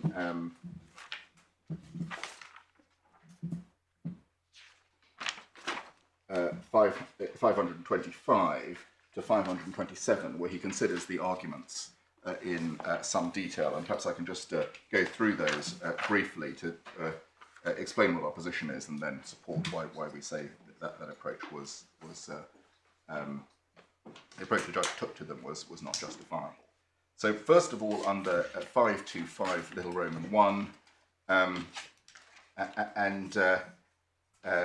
he refers to the fact that the proceeding in that way would be contrary to the evidence that Mr Bresky is tied to digital values past releases and therefore discriminatory. And he says in 527, he's considered Mr Bresky's approach and evidence at length, which embodies the industry practices embodied in comparable licenses, also considered those points. But he says that he doesn't really address those points of industry practice as embodied in those licenses, or the point of industry practice generally. He just refers to that, and the sections on Mr Bresky, in all respectful submission, don't take that matter any further. So what the judge here has done is he hasn't really engaged with the arguments that I've been presenting to my lord and the arguments that were presented to him below, which is the undesirability of departing from the industry practice as embodied in not only general practice, but also InterDigital's practice. Well, correct me if I've misunderstood, but my understanding of what he's talking about in the first sentence is that it's the other half of the equation. So Mr Bresky's evidence is we have this problem about past sales, and that's reflected in our licensing practice. And Mr Bresky didn't say this, but the judge's conclusion was that the effect of this was that the future rates were inflated. Correct. And so the judge rejects that, but isn't he saying here that what's source of the goose is source of the gander? If you're going to reject the future rates as being inflated because of this factor, then you've got then to take into account what happens in the past. Well, you're right, but and I don't debate that, but at that level. But one then has to be quite clear as to what one is taking into account in relation to the past, because this is not a question of not taking anything into account for the past. The question is how far back you go, and our a point here is that what the judge didn't do is to say, yes, it's the issue that the future royalties are inflated, but nonetheless there is a legitimate industry practice of regarding sums that lie outside the limitation period as not sums that should be taken into account in a FRAND determination. And in our but isn't that isn't that not really realistic? The point of the effect of taking a limitation into account in this context is you just set it at zero. What you're doing is setting at zero anything that happened before you report to take it into account. So it's absolutely being taken into from the point. I mean, it's back to this attribution question. But from the point of view of the licensor, sure, it's being taken into account. They're not getting any royalty for it. Oh yes, to that extent. That is an absolutely copper bottom example of discounting past the past. The past To that, is set at nil. To that extent, that's correct. And your lordship has heard the extensive arguments that that's actually compensated for by inflation in future rates. So that's the point the judge is making, which my lord. Indeed, but the underlying issue that my lords have to grapple with is whether that is a reasonable approach for the industry to take, because that's the nub of it, or put it a different way, whether it is appropriate for this court to say that it is an unreasonable approach for the English court to take, for the industry to take. So the third point is, contrary to the approach taken by InterDigital in proposals made by Lenovo in 2018 and subsequently withdrawn, he says he's unimpressed by them because he rejected Mr Prezant's approach. But it's quite difficult to understand why he was unimpressed by them, because this is a situation where Lenovo, IDC was themselves saying, here is a proposal which is in accordance with industry standards, and I think I've shown given my lords a reference to that, which IDC subsequently said was the one that, in a sense, ought to have been accepted at that point. Quite why that's regarded as something that's unimpressive in circumstances where it is contrary to that approach, we don't respectfully understand. Isn't that simply because what the judge is doing is saying, well, you spent the rest of the trial telling me how awful this was, and now you're trying to rely on it? No, that's actually not what we were doing. Exactly the opposite, and I'll show my lords the position on that. We were not saying that agreement was awful. That was not our submission in any respect. To the contrary. Including the rate? Including the rate. Okay. Indeed, as I will show my lord. Okay, our submission was that was supportive of our case. But the problem with that agreement was not that the valuation in relation to the cellular standards, which the agreement implied. The problem with that agreement was that it required my clients, or the proposal would have required my clients to do all sorts of other things in relation to patent pool and so forth. And so there wasn't a clean agreement which we could accept at that point. It wasn't wrong. You did reject it. Your reasons for rejecting it, your point was that they were different. They were making different points from this, and you were trying to cherry pick and say, well, I like that bit, I don't like this bit. I get that, but why is the judge not entitled to say, well, you did reject it, so now you're trying to rely on it? Well, I'm not sure that's quite the point that he is making here, because this is a point about valuation and the extent to which the relevant valuation takes those points into account. That there are essentially 2 points relating to the 2018 agreement, which my lords need to bear in mind. The one is that it covered a whole lot of proposal. It covered a lot of things. And there wasn't a single thing that was capable of acceptance. And the judge essentially held it was reasonable not to accept that offer because it wasn't an offer in respect of the relevant portfolio. But the other equally important thing was the valuation of the portfolio. portfolio that that implied and the basis on which that was done. And we respectfully submit that he ought to have accepted that aspect of the valuation of the portfolio. So that's our key point in relation to that. Sixth point is really the nub of the point which the judge then had to cogitate over on the role of limitation points generally, where he was asking himself whether or not it would be appropriate to act in such a way as effectively to deprive InterDigital of its rights, as I've articulated at length,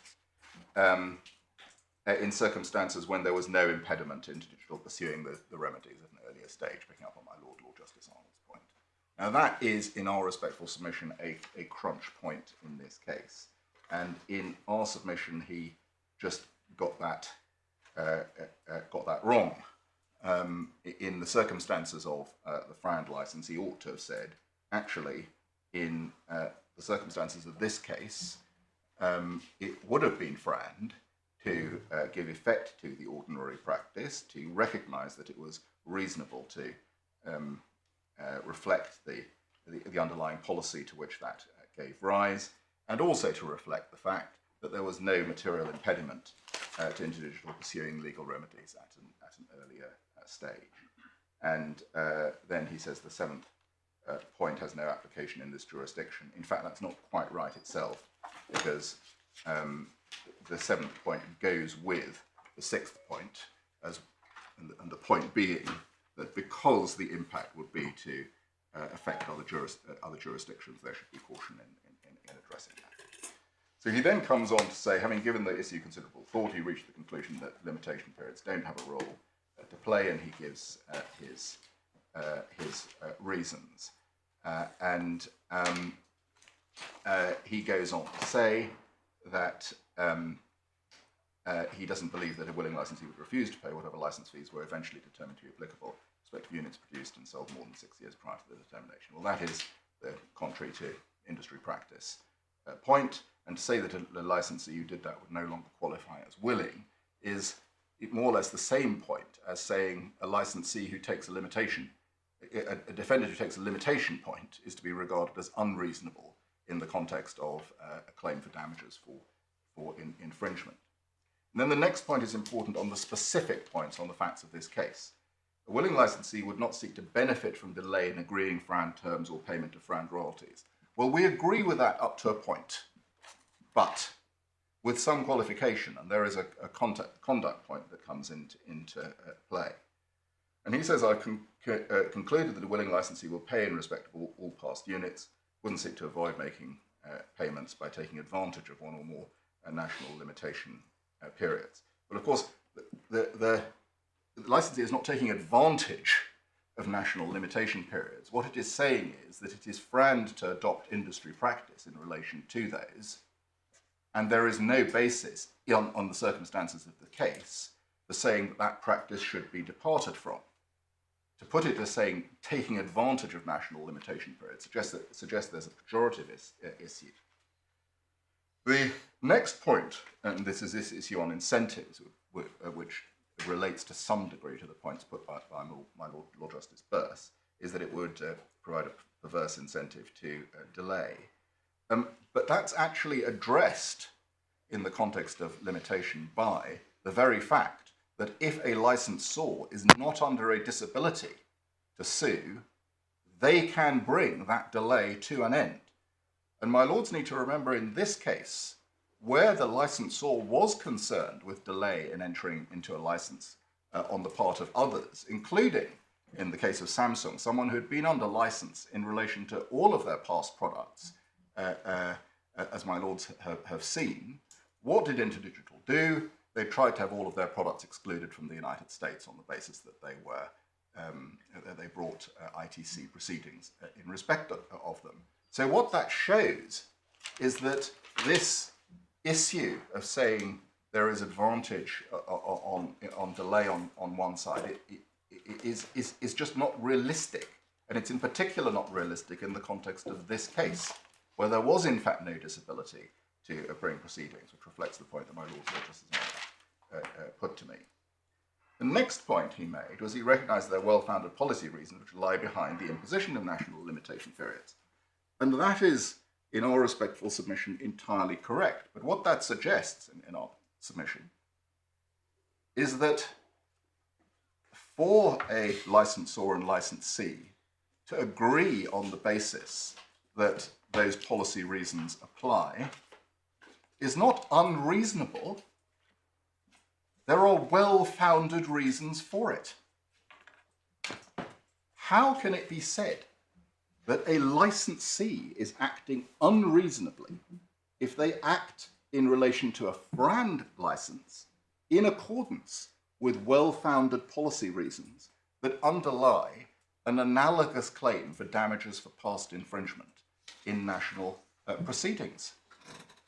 Unless this court reaches the view that those well-founded policy reasons are so unreasonable in the context of a FRAND determination that this court should say that that those policy reasons simply have no, they cannot reasonably be invoked by a licensee. This passage shows why the industry practice can rationally be supported. And in my respectful submission, having regard to the wider points that I've made, that is a powerful point in favour of what might be called preserving this aspect of comparability.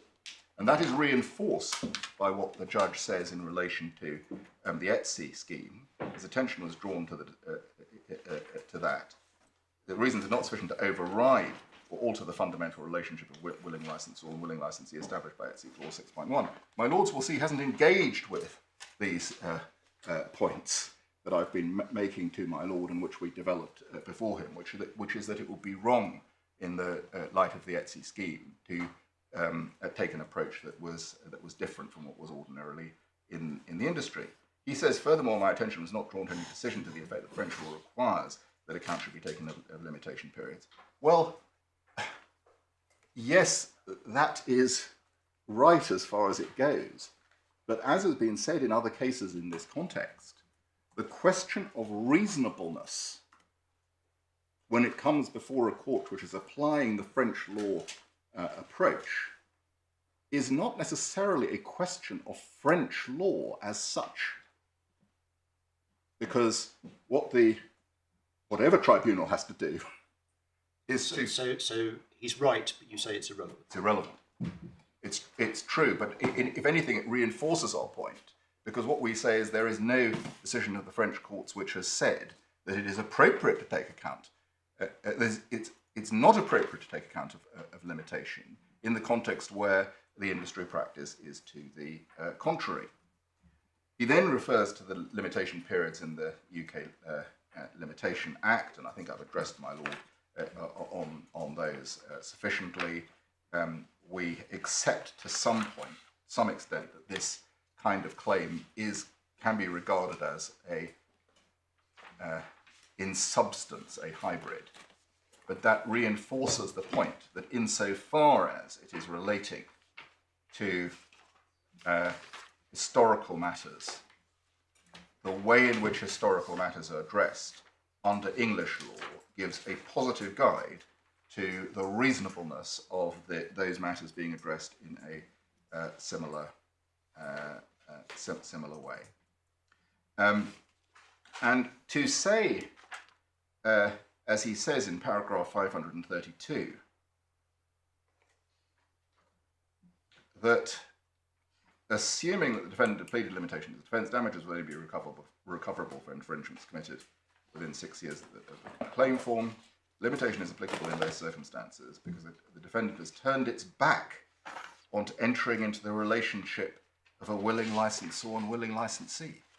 How can it be said that we have turned our back on a relationship of willing licensor and willing licensee in circumstances where we rely on the industry practice in relation to this matter as to That's not willing the point. licenses The and point is- willing licenses and licensees. Surely that's not the point the judge is making. Surely the point the judge is making is that once the court has settled FRAND terms, then all the defendant has to do to get a license is to accept them. Sure. It has the choice not to do so. The implementer can say, yes, the court has settled terms which the court says is FRAND, but I regard these as uncommercial and unviable. I'm not going to accept the FRAND license, and I will suffer the consequences. And in those circumstances, the implementer is turning its back on the relationship of willing license or a willing license. I understand that point. But if the implementer is saying, here is my FRAND license which complies with industry practice, how can it be said that in those circumstances the implementer is turning its back on the relationship of willing licensor and willing licensee? That is, in my respectful submission, an extreme statement.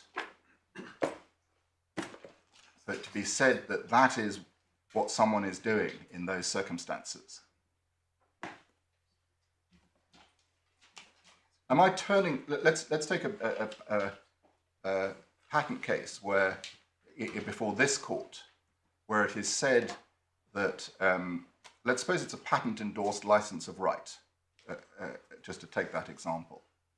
And the question is what the royalties are that should be paid in relation to that. But there is also a claim for past damages.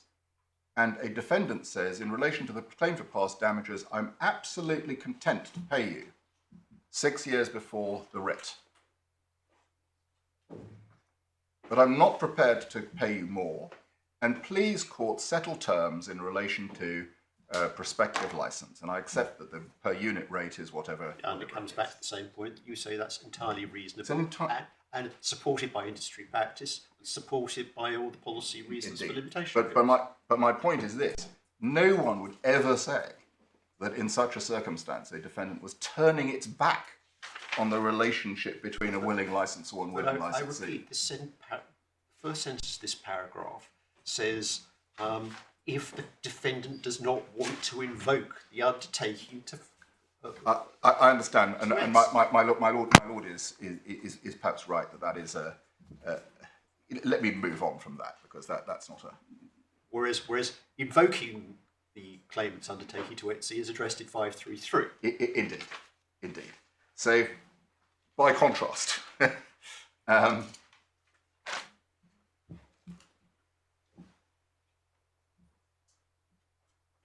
that relationship takes the type of action outside the normal realms of action in tort and contract where limitation applies.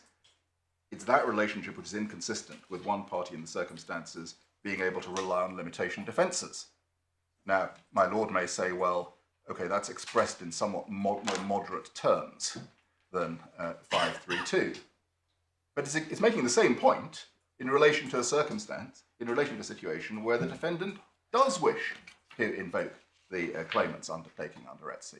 The last sentence of that paragraph essentially says that that relationship is inconsistent with it being circumstances in which there is an ability to rely on a limitation defence. Yeah, and this is really the crux of the debate, isn't it? Because your submission is that there's no inconsistency between, on the one hand, relying upon the set holder's Etsy undertaking, and on the other hand, notionally relying upon limitation. My lord, of course, has it. And as I think I've said on a number of occasions, we go further than that. It is not just that there is no inconsistency and that is reasonable. The juridical approach that should be taken to this is that unless this court can say that that stance is so outside the bounds of reason, bearing in mind that it is industry practice, it should not then take an approach which departs from it. And I completely accept my lord's point. I don't want in any way to limit my lord's ability to say that something is wrong if my lord thinks it's wrong. But there are circumstances in which respect is due to the range of reasonable ways in which people may behave and in which that should be reflected by the approach that the court takes. That's the nub of our submission. So the court then comes on to, finally in 535, recognise there may be countervailing arguments, and in fact, the very fact that there may be countervailing arguments supports my proposition, because what that's essentially saying is that actually this might be reasonable. But as soon as one's got to a position where it's industry practice and it might be reasonable, then the question this court has to ask itself is, are we going to say for the first time on a first to decide basis that this industry practice is in fact unreasonable?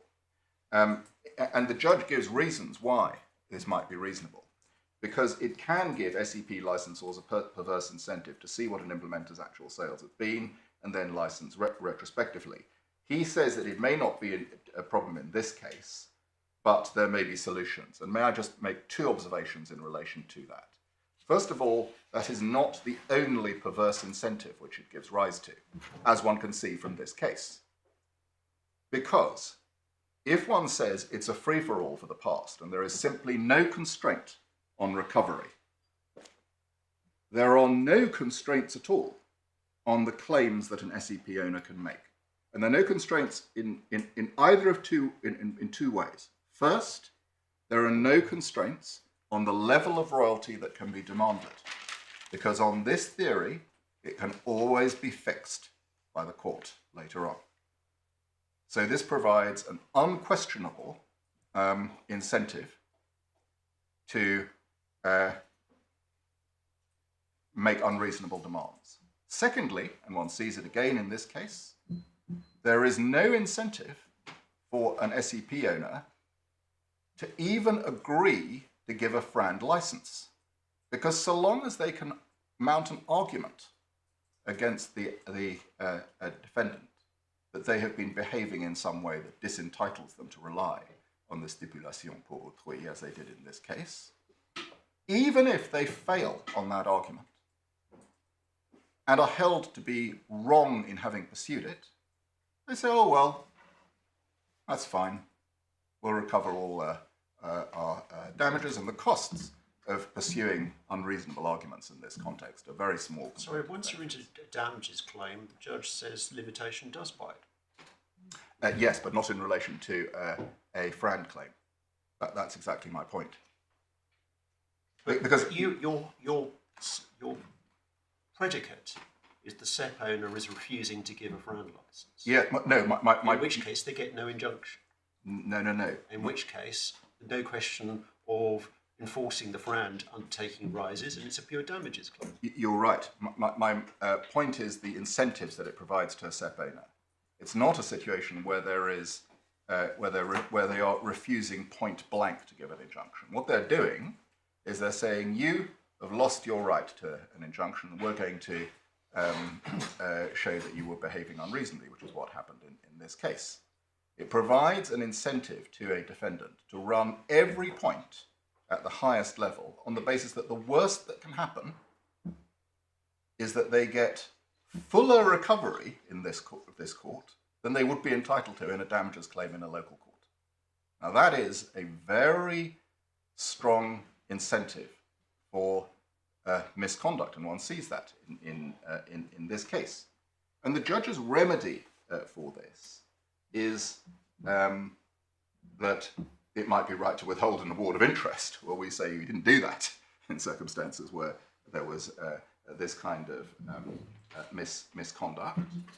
And he says it would be open to ETSI to refine its rules to specify that after a certain length of time it's no longer necessary. But that's actually putting the matter the wrong way round. What we have is a practice where is an industry practice of this kind.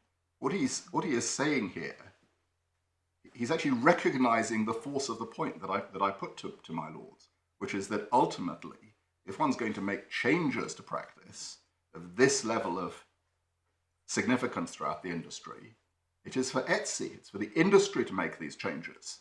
It's not for a court to do so. But he's got it the wrong way round. He's saying, I'm going to change the rules and then leave it to Etsy to change them back. In our respectful submission, that is simply wrong. One doesn't approach brand licensing in this way, and one of the reasons one doesn't is because what it then does is saying we're not going to give effect to comparables in the sense in which my lord has articulated it. We're going to say that comparables should have been done in a different way, or agreements should have been done in a different way. And if you, Etsy, want to say the agreements should be done in the conventional way, it should be for you, Etsy, to say they should be done in the conventional way. That is actually contrary to even the basis upon which the Supreme Court thought that the Etsy rules had been formulated. Can I just ask you two questions arising out of that? First one, surely your clients, it's a sort of poor little multinational argument I'm hearing, which I find a bit surprising. If your clients were really in the problems, it's almost childish to say, well, he called me names. They said they asked for things that I don't like. Well, you come to if you were really scared about it, you could always come to court. Why didn't you come to court? Actually, we did. That's exactly what we did. So what there was. You can't have done in the timescale we're talking about because the action began in the day. No, and there were negotiations going on over a very long period. And I'll show. But isn't it a legitimate question to ask why, as part of the judge didn't refer to this one, part of a remedy for what you're saying requires a remedy would be for the implement. You're treating the submission I've heard as if the implementers can do nothing. They just have to sit there and wait to be sued, and that's just not right. No, and that's the first question. Yes. The second one, before I forget it, and I know it's different, sorry, but I want to just get them both off my chest, is I've just been trying to remember what the Lenovo 7 terms are, and I had a quick skim as I was listening to you. This industry practice you're talking about, I'm assuming somewhere there are examples of licenses in which the past damages go back 6 years from some date and no further. That, at least as far as I can tell from a quick look, and I haven't looked properly, I'm just doing it on memory, the Lenovo 7, there can't be many of those in the Lenovo 7, even if there are any at all. No, that's right. And in fact, so that's where is this industry practice from? Well, there are two aspects of industry practice, or at least the evidence of industry practice. One was IDC's practice of regarding sums before 6 years as irrecoverable, and the other was that there was evidence of the parties having 6-year limitation periods in mind in making these agreements, and there was expert evidence to this effect. And I don't think this issue, and I think the references are in our skeleton, I don't think this issue is actually disputed, because the whole premise of the judge's argument, judge's point, was that he was saying, yes, that's been the industry practice, that's what I found it is, and I'm making a change. But it's a slightly different kind of industry practice. If in fact the licenses which are the most comparable examples, or for all sorts of reasons, like the fact that they have just been the renewals which didn't make it possible to go back that far. So it's not a situation in which this this point that you're making about industry practice has come up in a concrete way as actually affecting the terms of a license in I think any of the Lenovo 7. I mean, you'll tell me if it is. Yes. Any of them. No, you're I think right on that. I'll check that over the short adjournment, but I think that's right. I'd like to see if there are any. And it's partly because the Lenovo 7 are, in a sense, full period, or the majority of them, well, we'll check on this, full period recovery. See what I mean? I mean, there's obviously this issue. I understand. I mean, it doesn't mean that it, of course, doesn't undermine the fact that the evidence is given sincerely and was accepted. That is what people in the industry thought, but it is a slightly different complexion. If there aren't actually, if the comparables in this case on which reliance is being placed don't actually contain a term on which this point bites. Correct, but there's an asymmetry in the argument here, because if the reason that they don't contain it is because the past periods are so short that they wouldn't bite in those circumstances, so we're not dealing with, in a sense, discounting because we're not dealing with a long period, then it's true that you may not be able to get that from the Lenovo 7. That makes them, in some sense, better comparables on any view. Okay. But it doesn't undermine the basic point that I'm... Yeah, but this all takes us back to the argument we've had earlier in this case, because the one where it would be most relevant of course, is LG 2017, where there were 8 years of past sales. And so we go round in the circle as to how that's dealt with. I think it was 6 years and 11 months, actually. But in any event, we can check on that for my lord. I thought it was said to be 8 years. Well, I mean, of course, it depends what you take as your starting. That's exactly the point that I was going to make, which is it does slightly depend on what date you take. I mean, I think it comes down to 6 years and 11 years because of the artificiality of when they took the license date. That may be. As a matter of commercial reality, it was 8 years. And I mean, my lord, I'm obviously not going to submit to my lord that there is an absolutely rigid period that one is adhering to. The point is whether it is reasonable in the circumstances to take a 6-year period, and in our submission it is. That's in accordance with the evidence.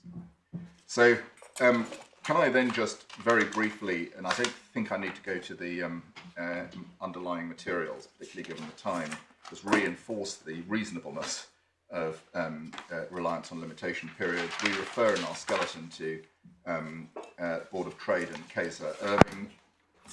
That's very well established. I've mentioned already the structure of the Limitation Act, which, funnily enough, there's only one section, I think, of the Limitation Act in the bundles, but my lords will be so familiar with it, I don't think I really need to add this. The early sections dealing with the basic period, and then there's 28, which deals with extension for disability. My own friend seemed very attracted by section 29 of the Limitation Act in the UK, which is somewhat puzzling. I'll leave you to develop the argument in relation to that. We don't think it has any bearing on this case. The general approach is limitation applies unless there's a very good reason not to. That is reflected in Chinese law as well, and you see that in the Joint Authorities Bundle, where it's 3 years unless extended under special circumstances. And so the approach that we respectfully submit should have been taken to this issue. If one is going to, as it were, make law in this court and do a revision of where matters stand, it is to say the starting point should be that it is reasonable to rely on limitation, and for a FRAND agreement to be made that does so. But there may be special circumstances in which, for example, a claimant is under a disability to claim, or a defendant has messed around, if I may use a non-legal term, unduly, in which a limitation period could be extended. Now, if the court had said that, and said, well, there's no basis for saying that the claimant was under a disability, indeed, the claimant was obviously not under a disability, and there's obviously no basis for saying that we'd messed around, the court would have come to the conclusion that the ordinary approach should apply.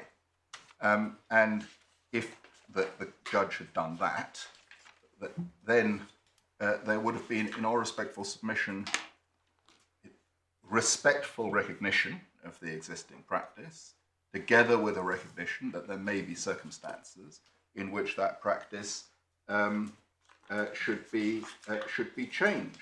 What you don't do in this jurisdiction is to say, well, we're going to change the practice and then leave it to someone else to change it back, and then take the revised practice, which others don't adopt, and then apply it to an individual case in circumstances where, had Etsy been considering this, it is, we submit, very unlikely that they would have taken an approach that said limitation doesn't matter.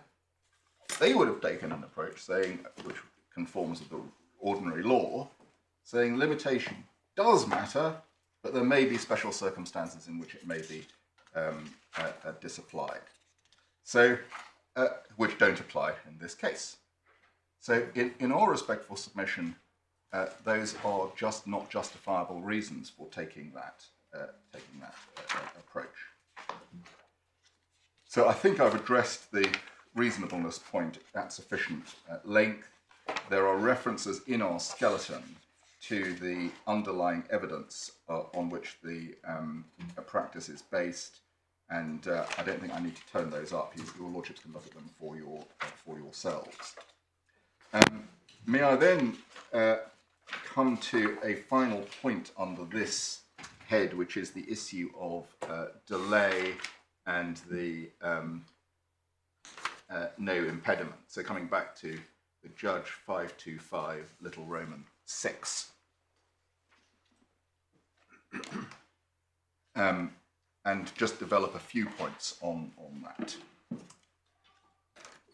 The court identified as the vice which this issue was intended to address, the question of delay in entering into a license. And it is clear that the court was concerned with that, and you see that in paragraph 437 of the judgment. And we accept that the issue of delay is an important factor to bear in mind in deciding what approach should be taken. But if one is going to take an approach in relation to delay, one has to be clear as to what the source of the delay is. If the source of the delay is a licensee messing around, as I've said, then one might say, well, actually, it would be unfair for the licensee to retain the fruits of the messing around. If, on the other hand, as here, the source of the delay is the licensor messing around, because that really is what happened in this case, then it would be equally unfair to say that the licensee should bear the risk and burden of that, and that departure from the ordinary practice. In this case, there was no evidence of unreasonable delay on Lenovo's part. My lords have gone through have seen the way in which the judge dealt with the conduct point. And my lords, Lord Justice Birss said, it's suggested that it might just be in a sense, a childish spat.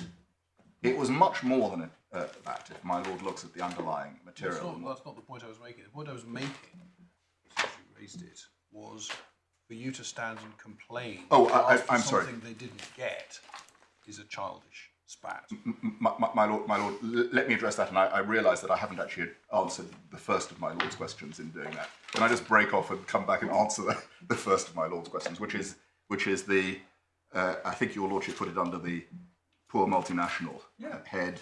Is there nothing that manufacturers can do about it if someone is causing difficulties? And the answer is there are some things, but as my lord will probably know better than anyone else, this is a developing jurisdiction globally. The ability of a undertaking faced with an unjustified claim for license fees to go to a tribunal and say this is the correct rate, and to do so on a global basis has been a relatively recent development in the courts. My lords will know the full history of the United States jurisdiction, the limits there, where a defendant is unwilling to have matters looked at on a global basis. The United States courts have been reluctant to grant declarations that are extended declarations of compliance with ETSI programs. So what has happened over the last few years, and in particular, let's take the period from the date when they first approached us with a license for a license in 2008. Until really the Supreme Court in Huawei, there was a question mark as to whether even the English court would do global determinations. And I say this with all respect to the decisions of my lord and indeed the Court of Appeal here, which had held that it was possible. And the reason I say that is because prior to Yeah, the Supreme Court could easily have decided otherwise. They could have decided otherwise, but it wasn't a sort of hopeless argument in the sense on the part of the. There were serious arguments, and part of the reason I say that is because, as my lord will recall, But I don't understand the relevance of that, because my lord's point is that an implementer who wanted global determination in order to put an end to messing around by the SEP holder could have done so. They could have done so, but let me just develop this argument a little bit further. My lord may recall, my lord and Lord Justice Birss may recall a case called Vringo, which was a precursor to the unwired planet jurisdiction. That case actually, if anything, suggested that these global determinations were not something that the English court should do, and well, it'd be for my lord to know, but during the course of the argument in the unwired planet case, it might be fairly said that my lord's thinking developed in relation to this Don't be so mealy-mouthed about it. jurisdiction. Well, I don't want to put words into my, or assume things that may be wrong. Had we come at, as it were, at a Vringo time, there wouldn't have been a possibility of a global determination. But the matter is even more fundamental than this. It is only relatively recently that the English court has started to entertain declarations of portfolio value untethered from a substantive patent claim. And there is, it might be said, still a degree of dispute that's reflected in TQ Delta and one of the recent cases as to Vestel, as to whether it is appropriate for the English court simply to decide on global terms independently of the existence of a patent.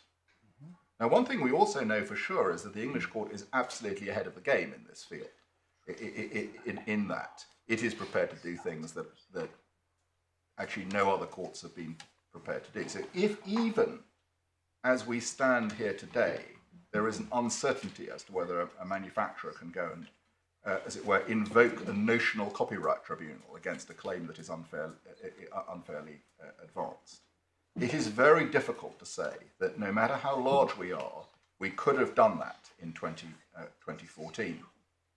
My lords will be aware that it is only relatively recently that the Chinese government has made provision in its procedural rules for the ability of making a declaration as to value of a portfolio. And I'm not entirely sure what the scope of the powers are to deal with past damages. We may need to look at that. But this is not a situation in which there was a easy and ready remedy for a multinational undertaking.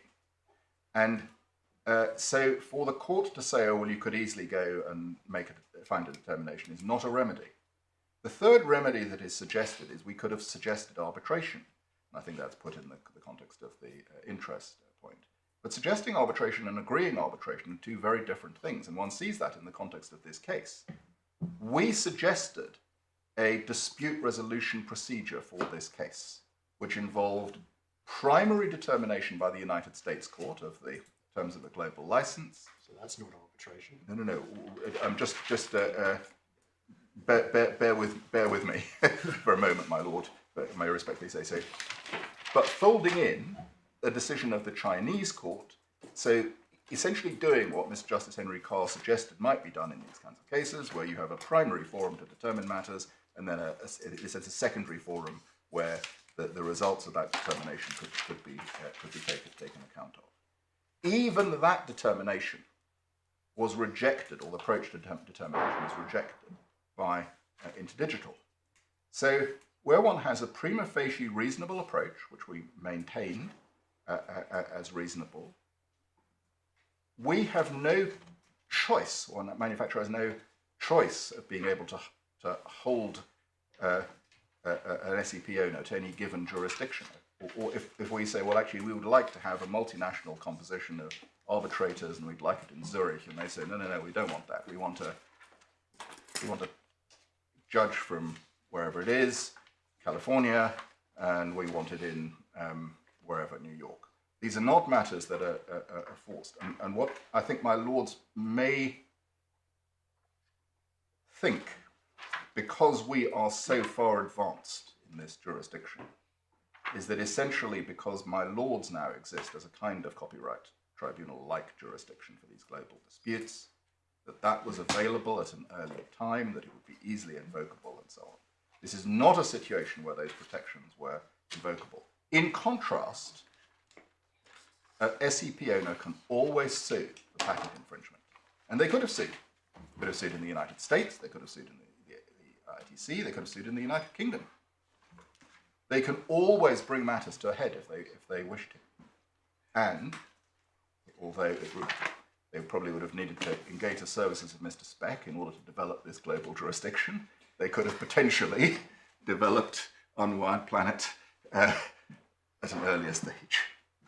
So that's an answer to my lord's point and the point made by the judge that there is an easy remedy here. This is not a situation where there is a statutory tribunal, an agreed industry tribunal, and so on. If there was, no one would be here, but no one can agree that. That's one of the things that is a problem in the ETSI framework, is that's not agreed. So this is not just a situation of a poor multinational. There was a poverty of process, in my respectful submission, in this context. So can I just briefly draw my lord's attention on this to a material on delay, because I don't think I need really to go through it, but because the judge made clear findings on it. It starts at 886 and goes on to at 928.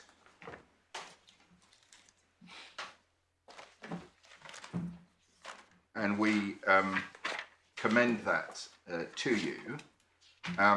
We also respectfully commend to you the underlying material or summary of it in our closing skeleton, which sets out, it's Annex 5 of our closing skeleton, entitled Negotiation History. It's in Bundle B. Why should we go behind the judge's findings? You don't need to. If your lordships are satisfied with that, then... Well, it's not a question of whether we're satisfied. It's a question of whether you can justify going behind the judge's findings of fact, particularly in circumstances where, as I understand it, you're positively relying upon his findings of fact. My lord, let me not take any more time on that. If there's any doubt that the judge had any basis for them, there's ample basis, and that schedule provides that basis. And so we submit that if one adopts the right approach, which is either to say that limitation has no, limitation has application here, or that even if one adopts a slightly modified approach, which is that limitation does have application, but may be subject in exceptional circumstances to disapplication in circumstances where it can be shown that a claimant has behaved particularly reasonably and a defendant has behaved particularly unreasonably, the default point should have been taken as the basis for this aspect of the claim. Can I then deal with interest, unless my lords have further... Are you pursuing the point that any decision should be prospective only? Yes, to this extent.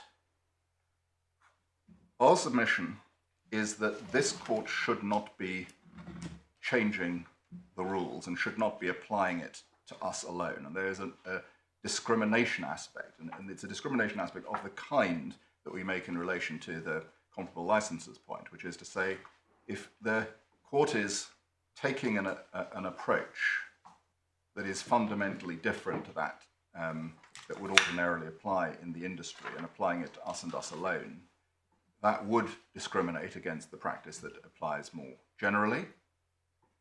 And we do say that if the court comes to the view, contrary to our submission, that industry should change its practice, that is not a decision that should be visited upon us or not us alone. That if there is that approach, it should be prospective. My lords will recall the, I think it was Dufresne and Saviner approach in the Court of Justice, where they said that a particular interpretation of law should only apply prospectively and not to the case in hand. And if my lords have views as to what is or what should be FRAND in the future, doubtless my lords will express them, but that is a very different matter from saying that we should be subject to payment of some $30 million as a result of that altered practice. But our ultimate I'm left puzzling as to what your position on this question is, because I understand your argument that the judge has departed from industry practice, he's departed from universal wisdom, he's departed from what he's done in the past. You've made that argument repeatedly in various different contexts. But in your skeleton argument, you were advancing a discrete argument to the effect that any decision of this court should be prospective only, invoking the jurisdiction which has been said to exist in re spectrum, but never yet exercised. And the question I'm asking you is, are you pursuing that? I do pursue it, but on the basis that I've indicated. Our primary point is there should be no change. Our secondary point, if there is a change, it should be for ETSI to make that change, not this court. Yes. Our third point is that if my lords think that it should be for this court to make that change, they can make observations in relation to whether they think the change should be made, if they think it should be made, but that should not be applied to determining the FRAND license in this case, and to do so would be to adopt an approach that was treating us differently from the way in which others in the industry had been treated. All right, thank you. Can I take interest, I hope, a little bit more briskly, because a number of the points are common to this set of arguments. And if I just outline the direction of travel before the short adjournment, then I can develop them afterwards. So there are the following groups of argument. What was the number, Mr. Alexander? How big was the number? Well, now you press me to it, I think the number was 3 in this case. The first group is that, again, the evidence was that awards of interest were not made in agreements of this kind. Court recognised, again, it was novel. ETSI scheme doesn't contemplate it, and there is no good reason to award interest in cases of this kind. Second, and more specifically, the 4% compound figure was not derived from an agreement, which was on any view one that ought to be taken into account in determining that number. Indeed, when properly analysed, it pointed to the opposite result, namely that there should have been no interest in relation to this award. The term came from essentially a default clause for late payment that contemplated payment of a sum after the agreement, or upon making of the agreement, or after the agreement, not in respect of going back over the sums that were the fundamental subject of the agreement. Third, there are several reasons why on the evidence on the case, the overall approach that was taken was not fair in the light of the respective evidence of conduct on both sides. The judge simply did not take into account the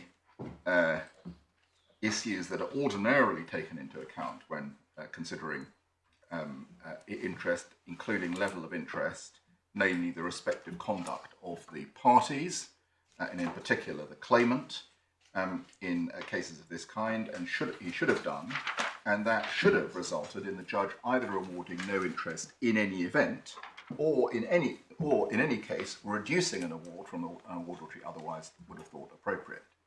If there was any award of interest to be made, it should have been a very modest award, reflecting, for example, bank borrowing rates, treasury rates. There was no basis upon which this award could be regarded as properly only compensatory in the light of the fact that InterDigital was sitting on a significant cash pile, and there was no credible evidence that they needed to borrow in order to compensate for the fact that they had not had the money earlier. So those are the key issues, and unless my lords want me to start now, perhaps I could develop those at 2 o'clock. So, how much longer do you think you will be? Attention please. Attention please. This is the Incident Control Officer. An evacuation is in progress in the West Green Building. Do not enter this area until further notice. Your area is not affected. Please continue normal business. This will be repeated, so we'll just adjourn. Attention please. Attention please. This is the Incident Control Officer. An evacuation is in progress in the West Green Building. Do not enter this area until further notice.